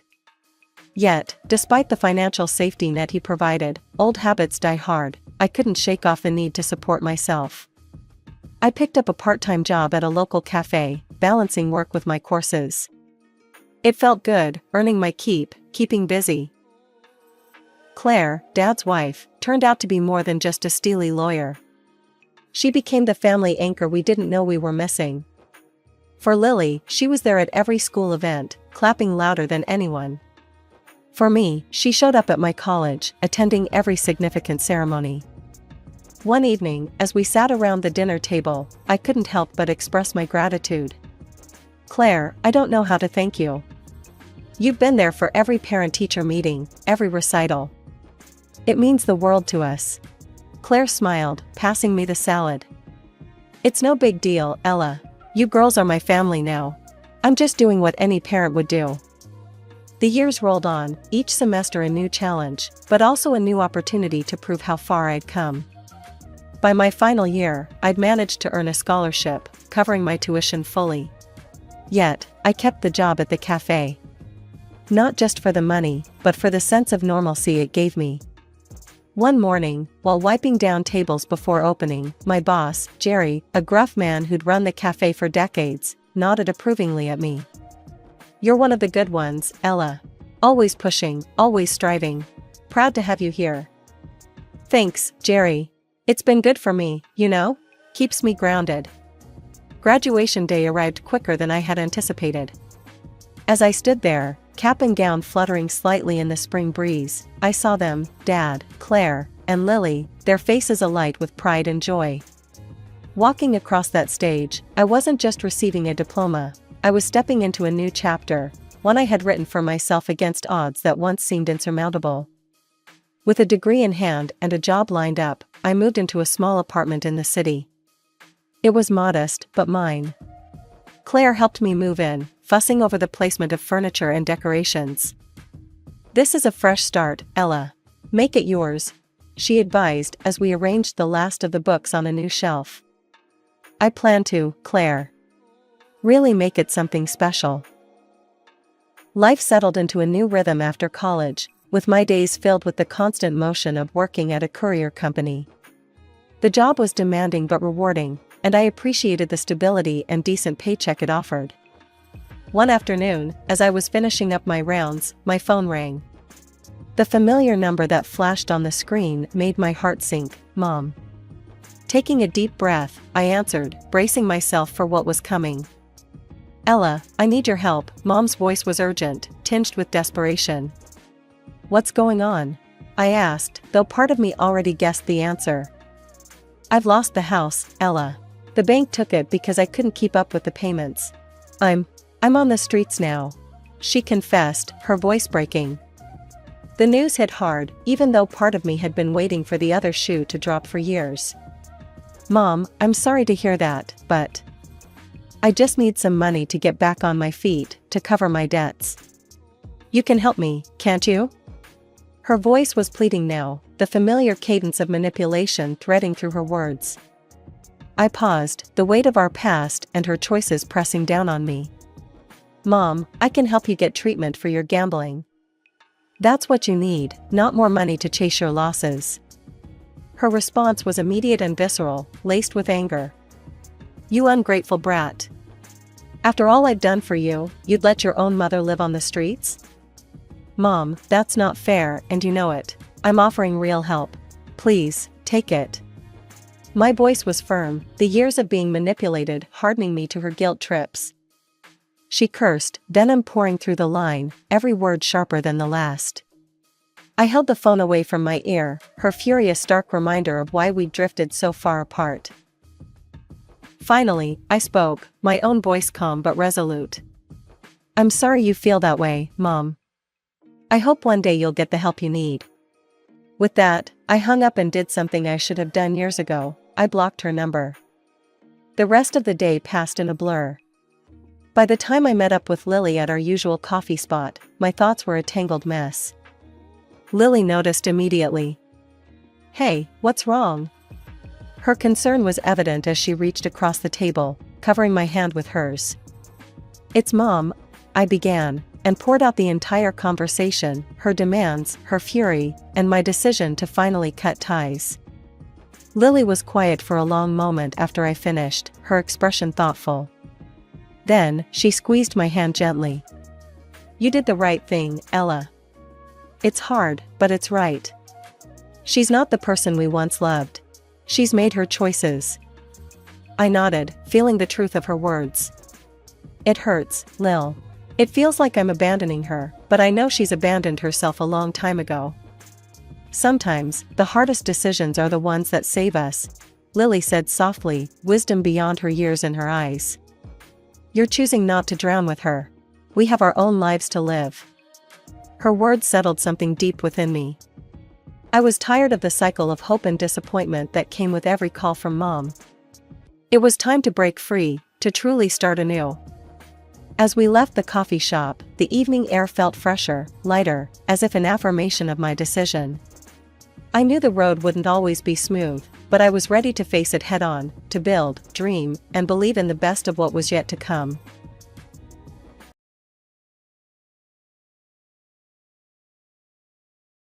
My name's Kimberly, just your average IT nerd with a knack for keeping things locked down, cyber-wise, that is. Since the pandemic took my folks, it's just been me, alone with their stuff and this valuable painting they left me. That thing's old, like handed down from my great-great-grandma old, signed by some big-shot English artist. Not that I'm selling, it looks too good in my living room. Work's been my life, literally steps from my apartment, and when I'm not there, you'll find me buried in my studies or firing up content for my YouTube channel. That's where the shy, awkward Kimberly becomes Cyber Kim, the guru of data protection. My videos are straightforward, nothing fancy, but they do the trick. I keep my friend circle tight. There's Sarah, a classmate from way back, and her husband, Mike, who's a lawyer. We'd catch up over cheesy slices or stuff ourselves with pasta at some Italian joint downtown, talking about everything and nothing. They're cool, the kind of friends who don't mind my tech rambles.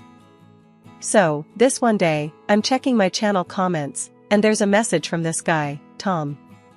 Not your typical nice vid stuff, he actually asked smart questions about firewall vulnerabilities. We ended up DMing, and let me tell you, the guy knew his bytes and bits. He was like, "Hey, I'm Tom. Caught your latest video. Could use a bit of advice on setting up a secure home network. Got a minute?"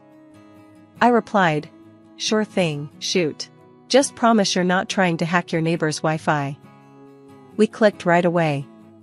Chatting with Tom was easy. It felt like geeking out with a buddy, which, for me, was a big deal. Most guys don't get past my firewall, if you know what I mean. After a week of back and forth messages, he dropped, "You know, we should meet up.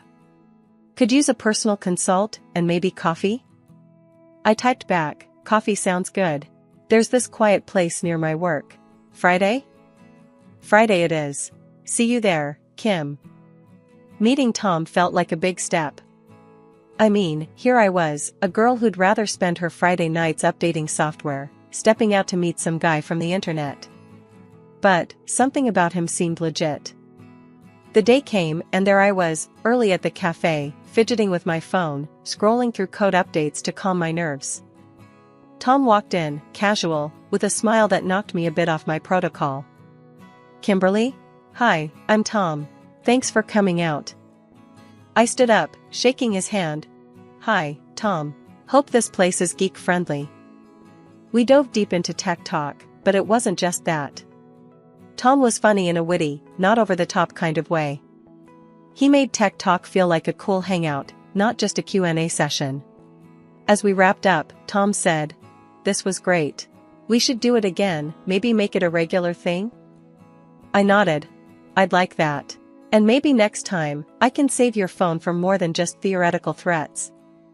Walking back to my apartment, I couldn't help but smile. Maybe it was okay to let someone in, even just a bit.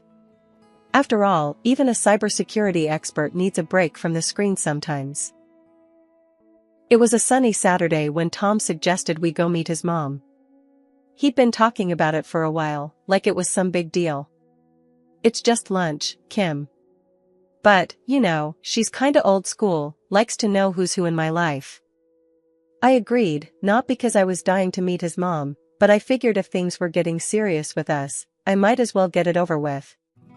We drove out to a quiet suburb, houses all neat in a row, gardens manicured. Tom's childhood home looked just like him, orderly and tidy. His mom, Linda, was waiting at the door as we pulled up. She was all smiles, but her eyes did that up-down scan like a security system sizing me up. "Tommy, and you must be Kimberly. I've heard so much about you," she said, pulling me into a hug that felt more like a frisk. "Nice to meet you, Mrs. Anderson," I managed, stepping into the house that smelled of roast and something sweet baking. Lunch was on the table, everything laid out like a photo shoot for a family magazine. We sat down, and the interrogation began. Linda served the roast and fired off her first question with the same motion. "So, Kimberly, Tom tells me you work in computers? That tech stuff?" "IT specialist," I corrected, passing the potatoes. "I work on cybersecurity." "Oh, fancy," she said, almost sarcastically. "That make good money?" I choked on my water a bit. Tom jumped in. "Mom, come on. Let's not get into all that." Linda waved him off. "I'm just making conversation." "So, Kimberly, do you own your place then? Must be nice, being independent." I nodded, unsure how much to reveal. "Yes, I have my own apartment." "Bought it all by yourself? No help from anyone?" Her tone was curious, like she was digging for gold in my past. "Just me," I said, feeling a bit cornered. Tom kicked me lightly under the table, giving me a just-go-with-it look. The meal dragged on, Linda's questions bouncing from my family background to my long-term career plans. I tried to steer the talk away from the interrogation vibe, but Linda had a talent for circling back. Finally, dessert was served, and I thought I'd use the chance to flip the script. "Mrs. Anderson, Tom speaks so highly of you. Must have been a great mom to raise such a gentleman." Linda softened a bit. "Well, I did my best. Tommy was always a good boy. Not much trouble, right, Tom?" Tom smiled. "Never, Mom. Kimberly's been great, too. She's really smart, knows her stuff. You should see her channel on YouTube, she's got quite the following." "Oh, a YouTuber too?" Linda's eyebrows went up. "That's secure, is it?" I smiled back, trying not to show my annoyance. Linda's obsession with money was somewhat tiresome. A year flew by faster than I'd ever imagined, and there I was, Kimberly Anderson, married and trying to adapt to a whole new chapter. Tom and I tied the knot in a simple ceremony, just close friends and family, and soon after, we settled into my apartment. Life as a married woman was supposed to be sweet, right? Well, it would have been, if only his mom, Linda, hadn't taken an overzealous interest in our lives, especially the financial part. It started with innocent visits. Linda would pop over, supposedly to see how we were settling in. But soon, these visits turned into full-on inspections. I'd find her eyes trailing after the new blender or the TV, and later, she'd casually mention how much those items cost online. "Really getting your money's worth with that blender," Huh, she'd say, scrolling through her phone to show me the exact price. But it wasn't just the comments. The frequency of her visits increased, turning our home into her daytime retreat. Initially, it was just coffee, but soon she was around so much that I barely had any downtime in my own space. One day, I tried to hint at the issue gently. Linda, don't you think it's great to have some alone time at home? I read this article about how solitude can be really refreshing. She just smiled, missing the hint entirely, or choosing to. Oh, I get plenty of alone time at my place, dear. That's why I come here, for a change of scenery and some company. Frustrated, I started scheduling errands or visits to Sarah's whenever Linda was over. But Linda, ever the persistent one, caught on and followed me one day. Kimberly, why don't we grab a bite at that new cafe downtown?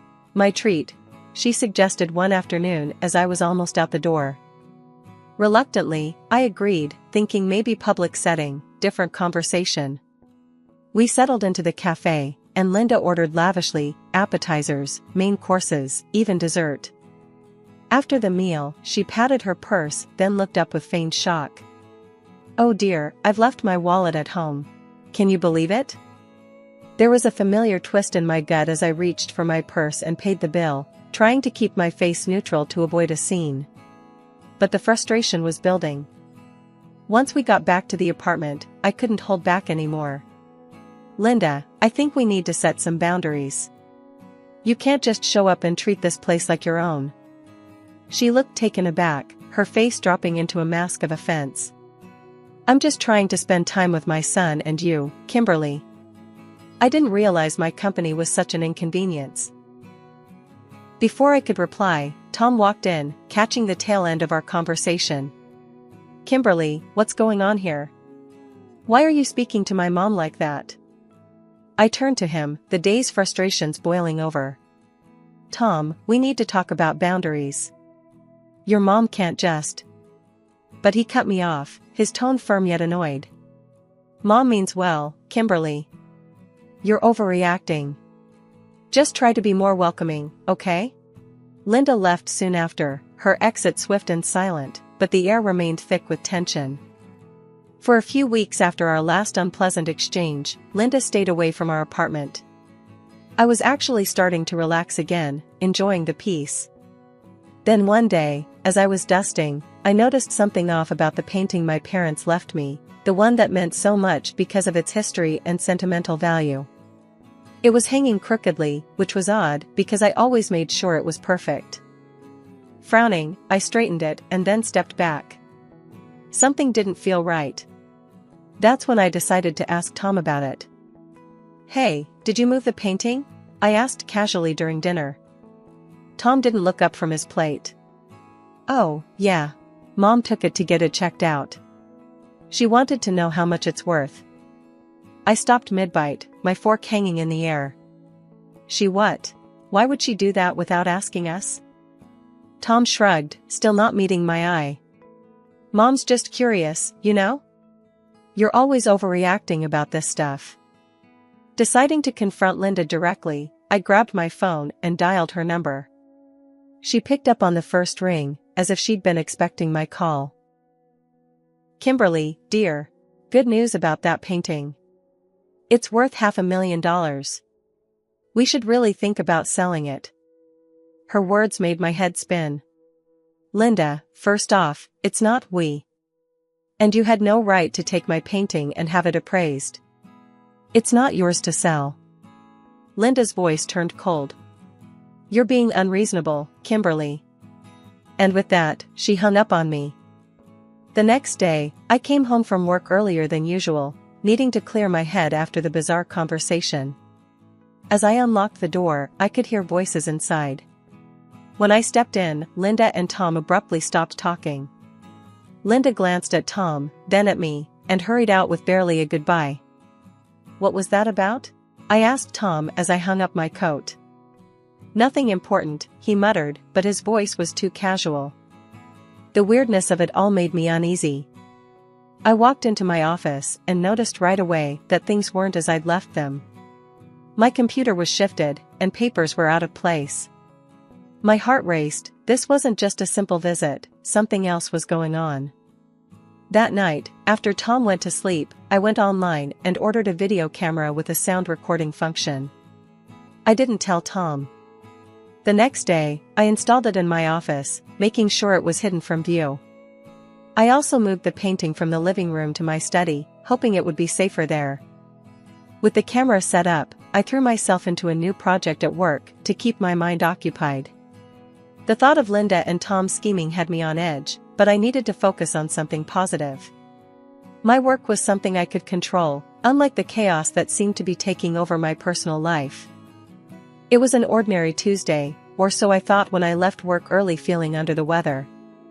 Opening the door, I found Linda and Tom lounging in the living room, both as casual as could be. The sight stopped me dead in my tracks. "Tom, why aren't you at work?" He looked up, unfazed, and shrugged. "Quit my job. You earn enough for both of us, don't you?" Linda nodded in agreement, her smile tight. "Exactly, Kimberly. Why stress him out with a job when you do so well for yourself?" My mouth fell open. I couldn't believe what I was hearing. This wasn't just a visit, it was a revelation of their true colors. "Are you kidding me? You quit your job without discussing it with me, and you, Linda, what part do you even play in this?" Tom stood up, his demeanor chillingly calm. "Look, Kim, let's not make this ugly. You have the money. I need support now." The room spun a little as their words sank in. "Support? You mean you want me to fund your laziness? Both of you just sitting around planning how to milk me for everything I'm worth?" Linda's eyes narrowed, and she crossed her arms. "Watch your tone, Kimberly. We're family." That was the last straw. "Family? No, this is not what family does. I want a divorce, Tom." The smile that crept onto Tom's face was one I didn't recognize. It was cold, almost pleased. "Fine by me. And I'll be asking for alimony, seeing as I'm jobless now." The audacity of his threat stunned me. I felt a mix of rage and disbelief churn in my stomach. Without another word, he grabbed a duffel bag from behind the couch, clearly pre-packed, and strolled out the door. Linda threw me a look that could curdle milk and hissed, "See you in court, Kimberly," before following him out. Once they left, the silence in the apartment was deafening. It was like waking up from a nightmare, except the monsters were real, and I had invited them into my life. I called Sarah, my voice shaking as I recounted what had just happened. She was furious on my behalf. "Kim, this is insane. You need protection, legal protection. Mike can help." I headed to Sarah and Mike's place. Mike was ready with both sympathy and lawyer mode activated. "Kimberly, we're going to take care of this. First thing, we'll file for divorce, and don't worry about the alimony threats. We'll counter every move they make. Tom quitting his job like that, it's manipulative, and we'll prove it."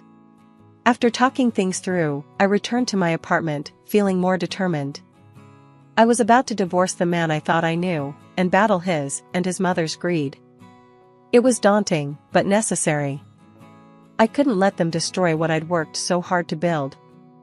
The morning of the first court session for our divorce felt like gearing up for battle. I wore my most professional outfit, trying to project confidence despite feeling anything but. My stomach was in knots as I walked into the courtroom with Mike, my lawyer and friend, at my side. I had prepped myself for a tough day, but nothing could have readied me for the theater that unfolded. As soon as Tom walked into the courtroom, he transformed into someone I barely recognized. His suit was a bit too big, his hair unusually disheveled, and his eyes downcast. He looked like he hadn't slept in days, the perfect picture of misery and misfortune. His mother, Linda, clung to his arm, her face etched with concern, playing her part flawlessly. The proceedings began, and Tom's lawyer wasted no time painting him as the ultimate victim. "Ladies and gentlemen, my client has been left to fend for himself after his wife, the sole breadwinner, abruptly ended their marriage when he needed her most. After losing his job, Mr. Anderson was not only abandoned emotionally but is now facing financial ruin. Tom took the stand, his voice shaky. "I did everything at home, Your Honor. Cooked, cleaned. I supported Kimberly in every way, hoping to ease her burdens. And when I lost my job, she turned her back on me." Linda testified next, her performance Oscar-worthy. "My son's life with Kimberly was a nightmare. She controlled everything, including the finances. When he lost his job, instead of support, what did he get? Abandonment. Kimberly is not the person she appears to be." The hypocrisy was staggering. I felt a cold anger settle in as I listened to their twisted version of our life together. When it was finally Mike's turn to cross-examine, he did his best to dismantle their stories. "Isn't it true, Mr. Anderson, that you quit your job voluntarily and without discussing it with my client?" Tom stuttered, faltering under Mike's steady gaze. "Well, it was a mutual decision, really." Despite Mike's efforts, I could tell the judge was moved by Tom's emotional display. The sympathy in his eyes as he nodded at Tom spoke volumes. As we filed out of the courtroom, Linda couldn't resist a parting shot. She sidled up to me, a triumphant smirk curling her lips. "You might think you're smart, Kimberly, but you'll see. You're going to lose. And when you do, I'll take every last cent from you." As soon as I got home, the silence of my apartment was suffocating, and the reality of potentially losing in court weighed heavily on me. I needed support, a game plan, and maybe a slice or two of pizza to lighten the mood. I picked up my phone and dialed Sarah's number. "Hey, can you and Mike swing by tonight? I think it's time we craft a real strategy over some pizza." They arrived with boxes of steaming pizza and a determination in their eyes that matched my own resolve. We set up camp in my living room, the coffee table now an impromptu war room scattered with legal pads, pens, and now, dinner. "We need a breakthrough, something concrete to turn the tables," Mike said, opening a box and handing me a slice of pepperoni. I nodded, taking a bite and trying to gather my thoughts. "I know, but everything up to now just seems circumstantial. They're playing the victim too well." Sarah poured us all coffees, her brow furrowed in thought. "We just need to catch them in a lie, something undeniable." As we ate, the conversation continued to circle around potential strategies and legal angles. But it was when we were winding down, our plates cleared and the second round of coffee in hand, that a seemingly innocent observation changed everything. "Kimberly, didn't your painting used to look different?" Sarah asked, nodding towards the large canvas in my living room. I turned to look, my heart skipping a beat. The colors did seem brighter, more vivid than I remembered. A sudden thought struck me, and I jumped up. "The camera. I set up a camera in my office a while back. I completely forgot about it with everything going on." We rushed to my office, where I fired up my computer and began pulling up the footage from the hidden camera. The files loaded, and we watched intently as the days clicked by in fast forward. Then, there it was. The day Tom and Linda had been alone in my apartment. The video showed them entering the room, glancing around nervously before approaching the painting. Their voices were low, but picked up clearly by the camera's mic. "Make sure you swap it out smoothly. No one will ever know. Once we sell the real one, that's $500,000 we're sitting on." Tom's voice was a whisper, but the greed in it was loud and clear. Linda's laughter was chilling. "And once she's out of the picture with the divorce, we'll live like royalty. No more hiding, no more scrimping. Just wait, that alimony will be the cherry on top." My hands were shaking as I paused the video. We looked at each other, the gravity of the situation sinking in. This wasn't just petty theft, it was a calculated betrayal. "We've got them, Kim. This is it. This video could discredit them completely in court," Mike said, his voice steady and confident. The rest of the evening was spent in a flurry of planning.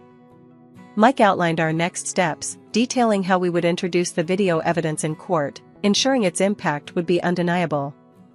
Sarah helped me draft a statement, her words crafting a clear, concise narrative of betrayal and deceit.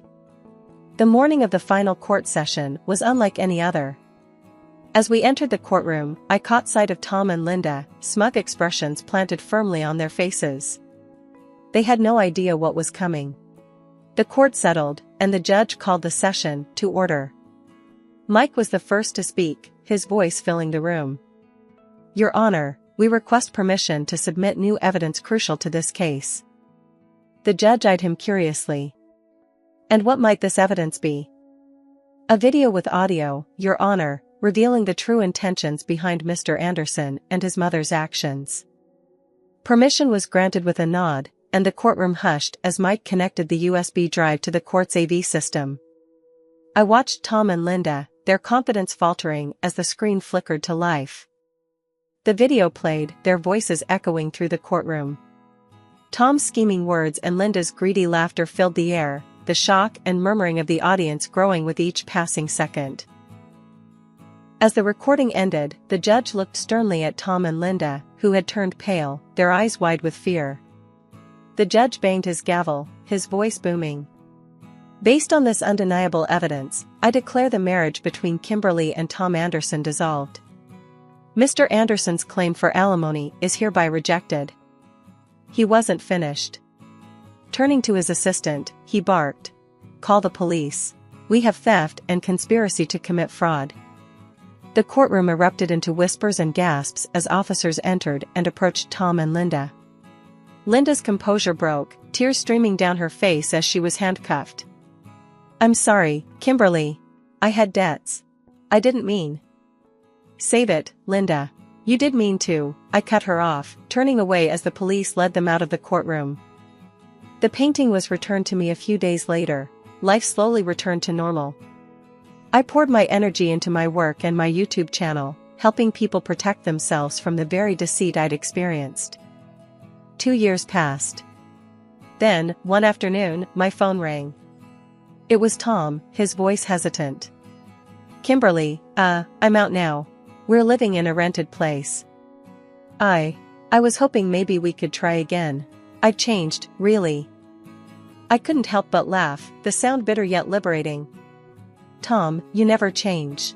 You're just out of options. Goodbye." Hanging up, I felt a final piece of the past slip away. I was free, truly free, and as I sat back at my desk, planning my next video, I knew that no matter what came my way, I was ready.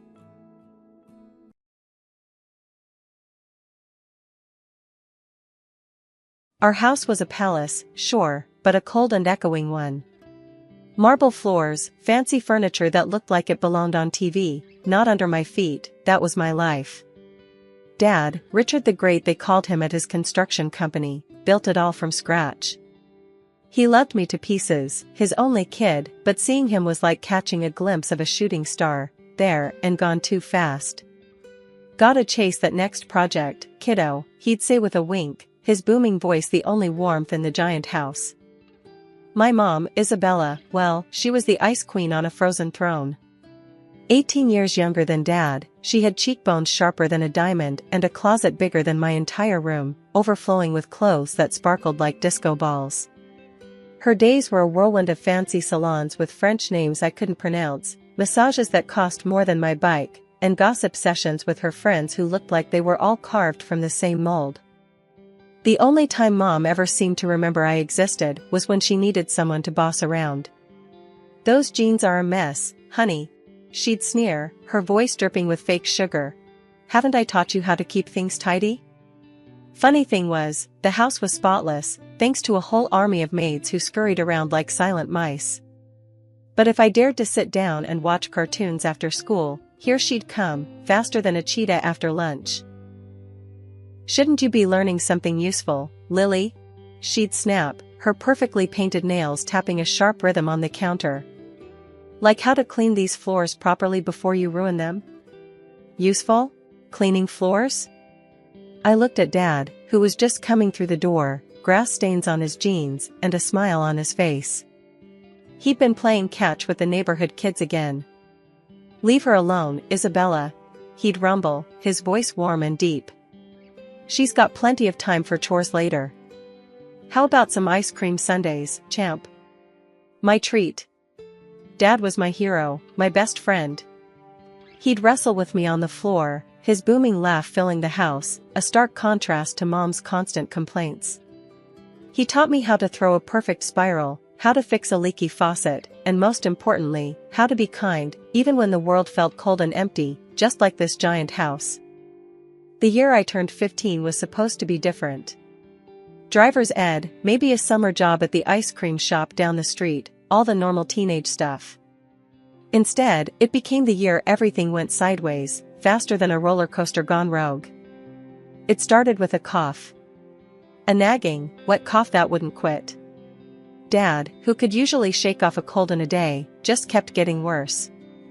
His booming laugh faded into a raspy wheeze, his once strong hands grew thin and trembled slightly when he held mine. Doctors became a constant presence in our house. Stern-faced men and women who spoke in hushed tones that sent chills down my spine. A cruel diagnosis, laryngeal cancer. Dad, ever the optimist, kept a brave face. Just a little bug, he'd say, his voice weak but his eyes full of the same warmth I knew and loved. Nothing a few trips to the doc can't fix. Those trips turned into hospital stays, harsh treatments that left him drained and pale. The vibrant man who could build a skyscraper from the ground up was reduced to a frail shadow, his once booming voice barely a whisper. I spent every spare minute by his bedside, holding his hand, reading him stories, praying for a miracle. "Don't worry, champ," he'd rasp, his eyes filled with concern. "I'm gonna be alright. You're gonna be alright." Worry? I was drowning in it. The thought of a world without Dad's booming laugh, his rough but comforting hugs, was unbearable. Mom, however, remained a constant source of irritation. While Dad fought for his life, she continued her self-absorbed routine. "Honestly, Richard," she'd complain, her voice clipped and cold, "you're giving me a headache with all this coughing. Maybe you should just sleep in the guest room, it's keeping me awake." One thing I did notice, though, was a subtle shift in her appearance. Maybe it was just me, but her designer clothes seemed to fit a little tighter, her perfectly flat stomach developing a slight bulge. It was a bizarre contrast to Dad's worsening condition, a small, unsettling detail amidst the storm. Then came the day, a seemingly ordinary Tuesday. Mom was on her way out, a fresh manicure appointment awaiting her. "Don't forget the black polish, darling," she called back from the doorway. "Black always goes best with morning." Morning? What was she talking about? Before I could question it, the phone rang. Mom answered, her voice dripping with fake concern. A few moments later, she hung up, her face a mask. "Well," she sighed, a strange, almost satisfied glint in her eyes. "Looks like today needs to be a black manicure after all." My heart hammered in my chest. A cold dread wrapped its icy fingers around me. What do you mean?" I stammered, my voice barely a whisper. Mom's mask slipped for a fleeting moment, a flicker of something cold and calculating crossing her face before it was replaced by a perfectly practiced frown. "Just some unfortunate news, Lily," she said, her voice back to its usual icy tone. "Looks like you'll be needing a strong woman to take care of you now." The days that followed were a blur of black crepe and forced smiles. The funeral home transformed our living room into a sterile, flower-filled showroom. Mom, ever the drama queen, reveled in the attention. "Black lace or sweetheart neckline?" she agonized, parading a seemingly endless stream of dresses in front of the mirror. Her friend, a woman with bleached blonde hair and a permanent pout, cooed in approval. "Oh darling, the sweetheart neckline. So Audrey Hepburn at her husband's funeral. Absolutely tragic and chic. Don't you think it's a little excessive?" I ventured, my voice barely above a whisper. Mom's eyes narrowed. "Excessive? Honey, this is for your father. We need to show his friends and family how much we respected him." Respected? The word tasted like ash in my mouth. "By showing off your cleavage?" The air crackled with tension. Mom's perfectly painted smile faltered for a second, replaced by a flash of something cold and dangerous. "You watch your tone, young lady," she hissed, her voice low and menacing. "These are adult matters you wouldn't understand." The adult matters turned out to be endless phone calls with florists and caterers, each conversation punctuated by Mom's theatrical sighs and demands for the absolute best. My grandparents, bless their hearts, tried to shield me from the worst of it, but the strained silences and worried glances spoke volumes. The funeral itself was a performance. Mom, draped in a ridiculously elaborate black dress that clung to her curse like a second skin, played the grieving widow to the hilt. Tears streamed down her perfectly made-up face as she clung to the arms of various concerned-looking relatives. Later that night, as I scrolled through social media in a daze, a familiar face popped up on my feed. There she was, Mom, in all her tragic and chic glory, the funeral photo plastered across her Instagram page. The caption, dripping with saccharine sentiment, spoke of her undying love and devotion to my father. The love of my life, gone too soon, it read. A week had crawled by since Dad's funeral, each day a heavy weight on my chest. Mom, however, seemed to thrive in the silence. The endless parade of black dresses was replaced by a return to her usual flamboyant wardrobe, her smile a little too bright, her eyes a little too cold. One evening, as I trudged up the stairs after another day of forced pleasantries at school, the sound of unfamiliar laughter filtered through the air. I froze, a knot of dread tightening in my stomach. The living room door was ajar, light spilling out into the hallway. Taking a deep breath, I peeked inside.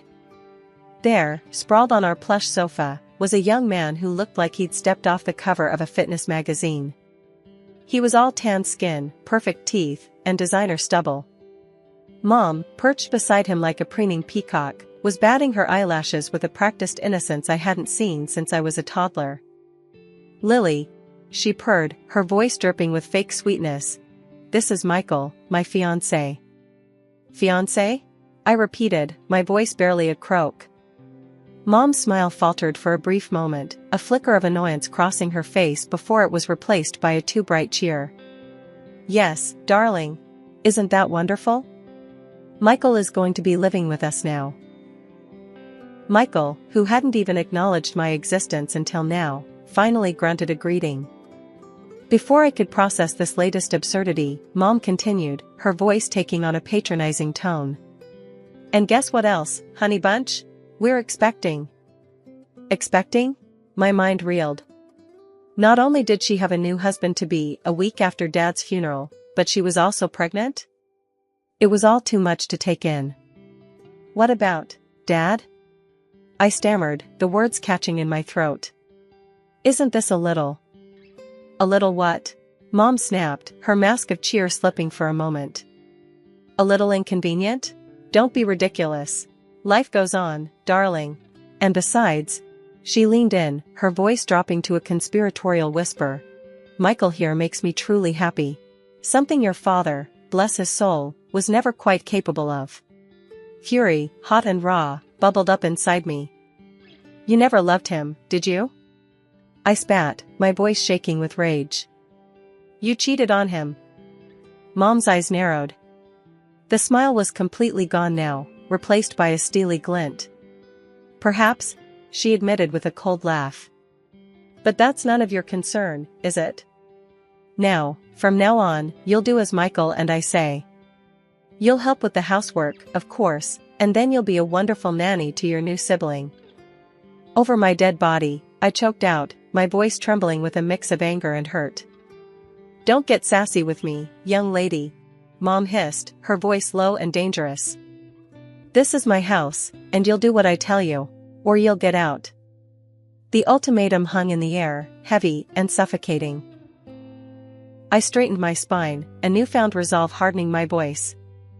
I wouldn't stay under the same roof with you for another minute even if you begged me, I declared, my gaze unwavering. You may have gotten rid of Dad, but you won't control me. Mom's face contorted in fury. Get out then, she shrieked, lunging towards me. She grabbed me by the shoulders and pushed me out the door. And don't come crawling back when you have nowhere else to go, she bellowed after me. I didn't answer. The front door slammed shut behind me with a satisfying thud. Snow swirled around the streetlights, casting an eerie glow on the deserted sidewalk. I was in my school clothes and sneakers, completely unprepared for the winter chill. But the sting of the cold was nothing compared to the burning betrayal in my heart. Looking down at my flimsy clothes, I spotted the abandoned garage across the street. Dad used to keep his old tools and some winter gear there. Maybe, just maybe, there was something I could use to keep warm for the short walk. The garage was a treasure trove of forgotten memories. In the back corner, under a dusty tarp, I spotted a familiar shape, Dad's old hunting jacket. It was worn and faded, but the thick leather promised some protection from the biting wind. With shaking hands, I dialed a taxi, my teeth chattering uncontrollably. The wait seemed to stretch on forever, each passing minute a small eternity. Finally, the headlights pierced the darkness, a beacon of hope in the cold night. My grandparents' porch light cast a warm glow as I stepped out of the taxi. Tears welled up in my eyes again, this time a mix of relief and sorrow. My grandma opened the door before I could even knock, her face etched with worry. "Lily? What on earth?" Her voice trailed off as she took in my appearance. "Honey, you're freezing. Come in, come in." She ushered me inside, wrapping a thick blanket around my shoulders. Grandpa was right behind her, his face grim as he took in my tear-streaked cheeks and the oversized jacket. "What happened, sweetheart?" he asked, his voice gruff but full of concern. I took a shaky breath, the warmth of the house slowly seeping into my bones. Then, in a torrent of words, I poured out everything: Mom's cold behavior after Dad's death, the fiancé, the pregnancy, and finally, the cruel revelation. My voice cracked as I spoke, the raw pain and betrayal spilling out into the room. By the time I finished, I was sobbing uncontrollably, my body racked with hurt. Grandma held me tight, her silence a comforting presence. Grandpa, after a moment, cleared his throat. "There's something you should know, Lily," he began, his voice low and serious. "Before your father passed away." He paused, his gaze flickering to Grandma before continuing. "He knew all about her cheating and pregnancy, and well." He hesitated, then met my eyes. "He had a lawyer come in and change his will." My heart skipped a beat. "Change his will?" "Yes," Grandma chimed in, taking my hand. "You see, honey, your father loved you more than anything in the world. It means that you are the sole heir to your father's estate." My jaw dropped. "Everything?" "Everything," Grandma confirmed with a sad smile. "But because of your age, you can't fully access the money until you graduate from college. Until then, a legal guardian needs to manage it." "Not Mom," I blurted out before he could finish. The thought of her controlling Dad's money meant for me, was unbearable. Grandpa and Grandma exchanged a knowing look. "Of course not," Grandma said, her voice firm. "That's why we need to talk about custody.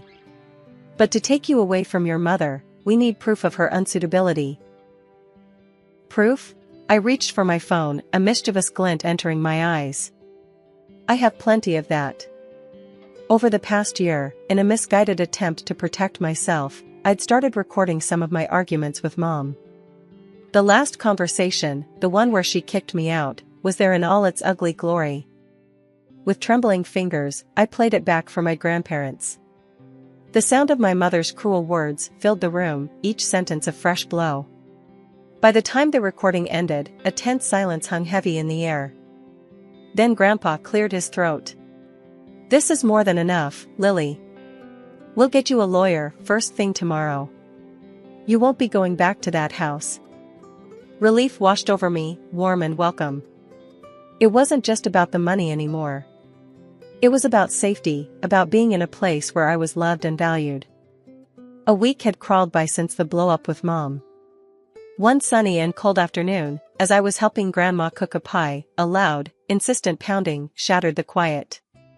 I froze, a knot of dread tightening in my stomach. Grandma straightened up, her eyes narrowed in suspicion. "That sounds like trouble," she muttered, brushing her hands off the flour. Before we could even exchange another word, the front door swung open with a bang, revealing a sight that made my blood run cold. Mom stood there, her face flushed with anger and desperation. Her hair was a mess, her clothes looked like they'd been slept in, and her eyes held a manic glint that sent shivers down my spine. "There you are," she shrieked, her voice laced with a barely contained fury. "You little ingrate. How could you do this to me?" Grandma stepped forward, her voice firm but unwavering. "Lily doesn't have to do anything, dear. She's here of her own free will." Mom scoffed, her gaze darting around the room before landing on me. "Free will? Don't be ridiculous. You've filled her head with lies about me." "Lies?" I echoed, my voice shaking with a mix of anger and disbelief. "You're the one who lied, Mom. You lied to Dad, you lied to me, and now you have the nerve to play the victim? You never loved me and Dad." Mom's face contorted in fury. "Don't you dare talk about your father like that. And love? You think that dusty old man was capable of love? He was boring, Lily. A drag. I deserved more." Her words hung heavy in the air, a cruel and selfish justification for her actions. My fists clenched at my sides, the anger bubbling inside me threatening to boil over. "So you married him for money, then cheated on him while he was still alive?" I spat, my voice dripping with disgust. "And now you're angry because you're not going to get your claws into his inheritance?" Mom's face turned ashen, her bravado crumbling under the weight of my words. "Look," she said, her voice cracking with desperation, "I know I messed up. But can't we just forget all that? I found out about the new will, Lily. You have everything now. You can help me, can't you? I'm pregnant, for crying out loud. I have nowhere to go." Her words hung heavy in the air, a desperate plea for a lifeline. A part of me, a tiny, insignificant part, flickered with a misplaced sense of pity. But then I remembered the countless nights I'd spent alone. "Those were your choices, Mom," I said, my voice devoid of sympathy. "And now you have to face the consequences." 2 months flew by in a whirlwind of activity. Lawyers, court dates, social worker visits, it felt like my life had become a legal drama. Mom, unsurprisingly, contested the custody hearing tooth and nail. The courtroom was a tense battleground. Mom, dressed in a cheap-looking suit and overly dramatic makeup, sat across from me, a picture of fake concern. "Your Honor," she began, her voice trembling with manufactured emotion, "I am Lily's mother. I love her dearly, and I'm her only living parent. Taking her away from me would be a travesty." Her words were like nails on a chalkboard, a stark contrast to the cruel reality I knew. My lawyer, a sharp woman with a steely gaze, wasted no time in presenting her case. The recordings I'd made played on a small speaker in the courtroom, each snipped conversation a damning indictment of Mom's character. Her voice, dripping with contempt and frustration, filled the room, leaving a stunned silence in its wake. Then came the final blow, the recording of the night she kicked me out. The raw fear and confusion in my voice, the chilling indifference in hers, painted a picture 1,000 words couldn't express. As the last recording ended, a heavy silence descended upon the courtroom. Even the judge, a stern but fair-looking woman, seemed taken aback. Looking directly at Mom, I took a deep breath and spoke, my voice surprisingly steady. "Your Honor," I said, "does this sound like the voice of a loving mother? Does this sound like someone who deserves to raise a child?" Mom opened her mouth to retort, but the judge held up a hand, silencing her. "The evidence presented is compelling," she said, her voice firm. "The recordings paint a clear picture of a dysfunctional and emotionally abusive relationship. Mrs. Miller," she addressed my mother directly, "your behavior towards your daughter has been documented and deemed unacceptable. Therefore, this court grants full custody of Lily to her grandparents, Mr. and Mrs. Thompson." A wave of relief washed over me, so intense it felt like I could breathe again for the first time in months. Grandma reached out and squeezed my hand, her eyes filled with unshed tears. Grandpa, ever stoic, offered me a gruff but genuine smile. A few days later, we stood outside the house I'd once called home. The eviction notice, a cold formality, felt like a badge of honor. Mom and her now fuming boyfriend were huddled by the door, their faces a mixture of anger and desperation. Lily, honey, please. Mom whined, her voice laced with desperation. Can't we just talk about this? I know I messed up, but I'm your mother. And I'm pregnant. We have nowhere to go. She gestured dramatically to her noticeably swollen belly, a desperate attempt to tug at my heartstrings. But this time, it didn't work. You had your chance, Mom, I said, my voice firm. You made your choices, and now you have to face the consequences. Besides, I added, you have Dad's savings, enough for a decent apartment and a comfortable life for you and your new family. The mention of the money hit a nerve. Mom's face contorted in fury, but this time, it was laced with a hint of fear.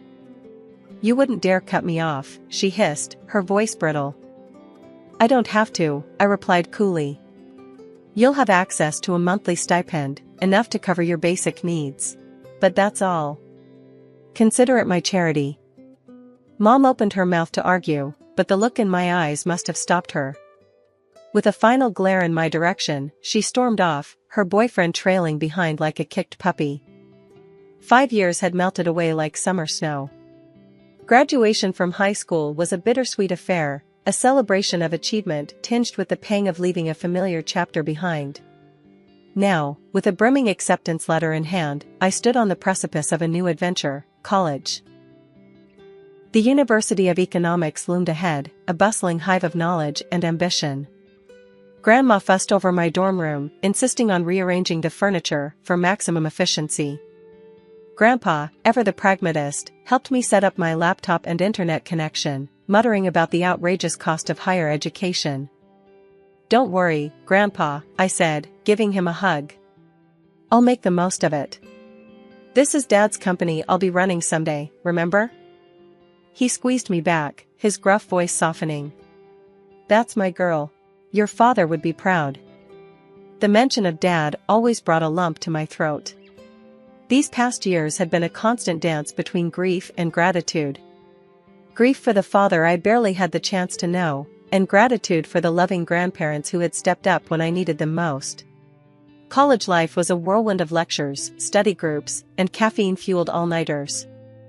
It wasn't easy, but I threw myself into it with a fervor that surprised even myself.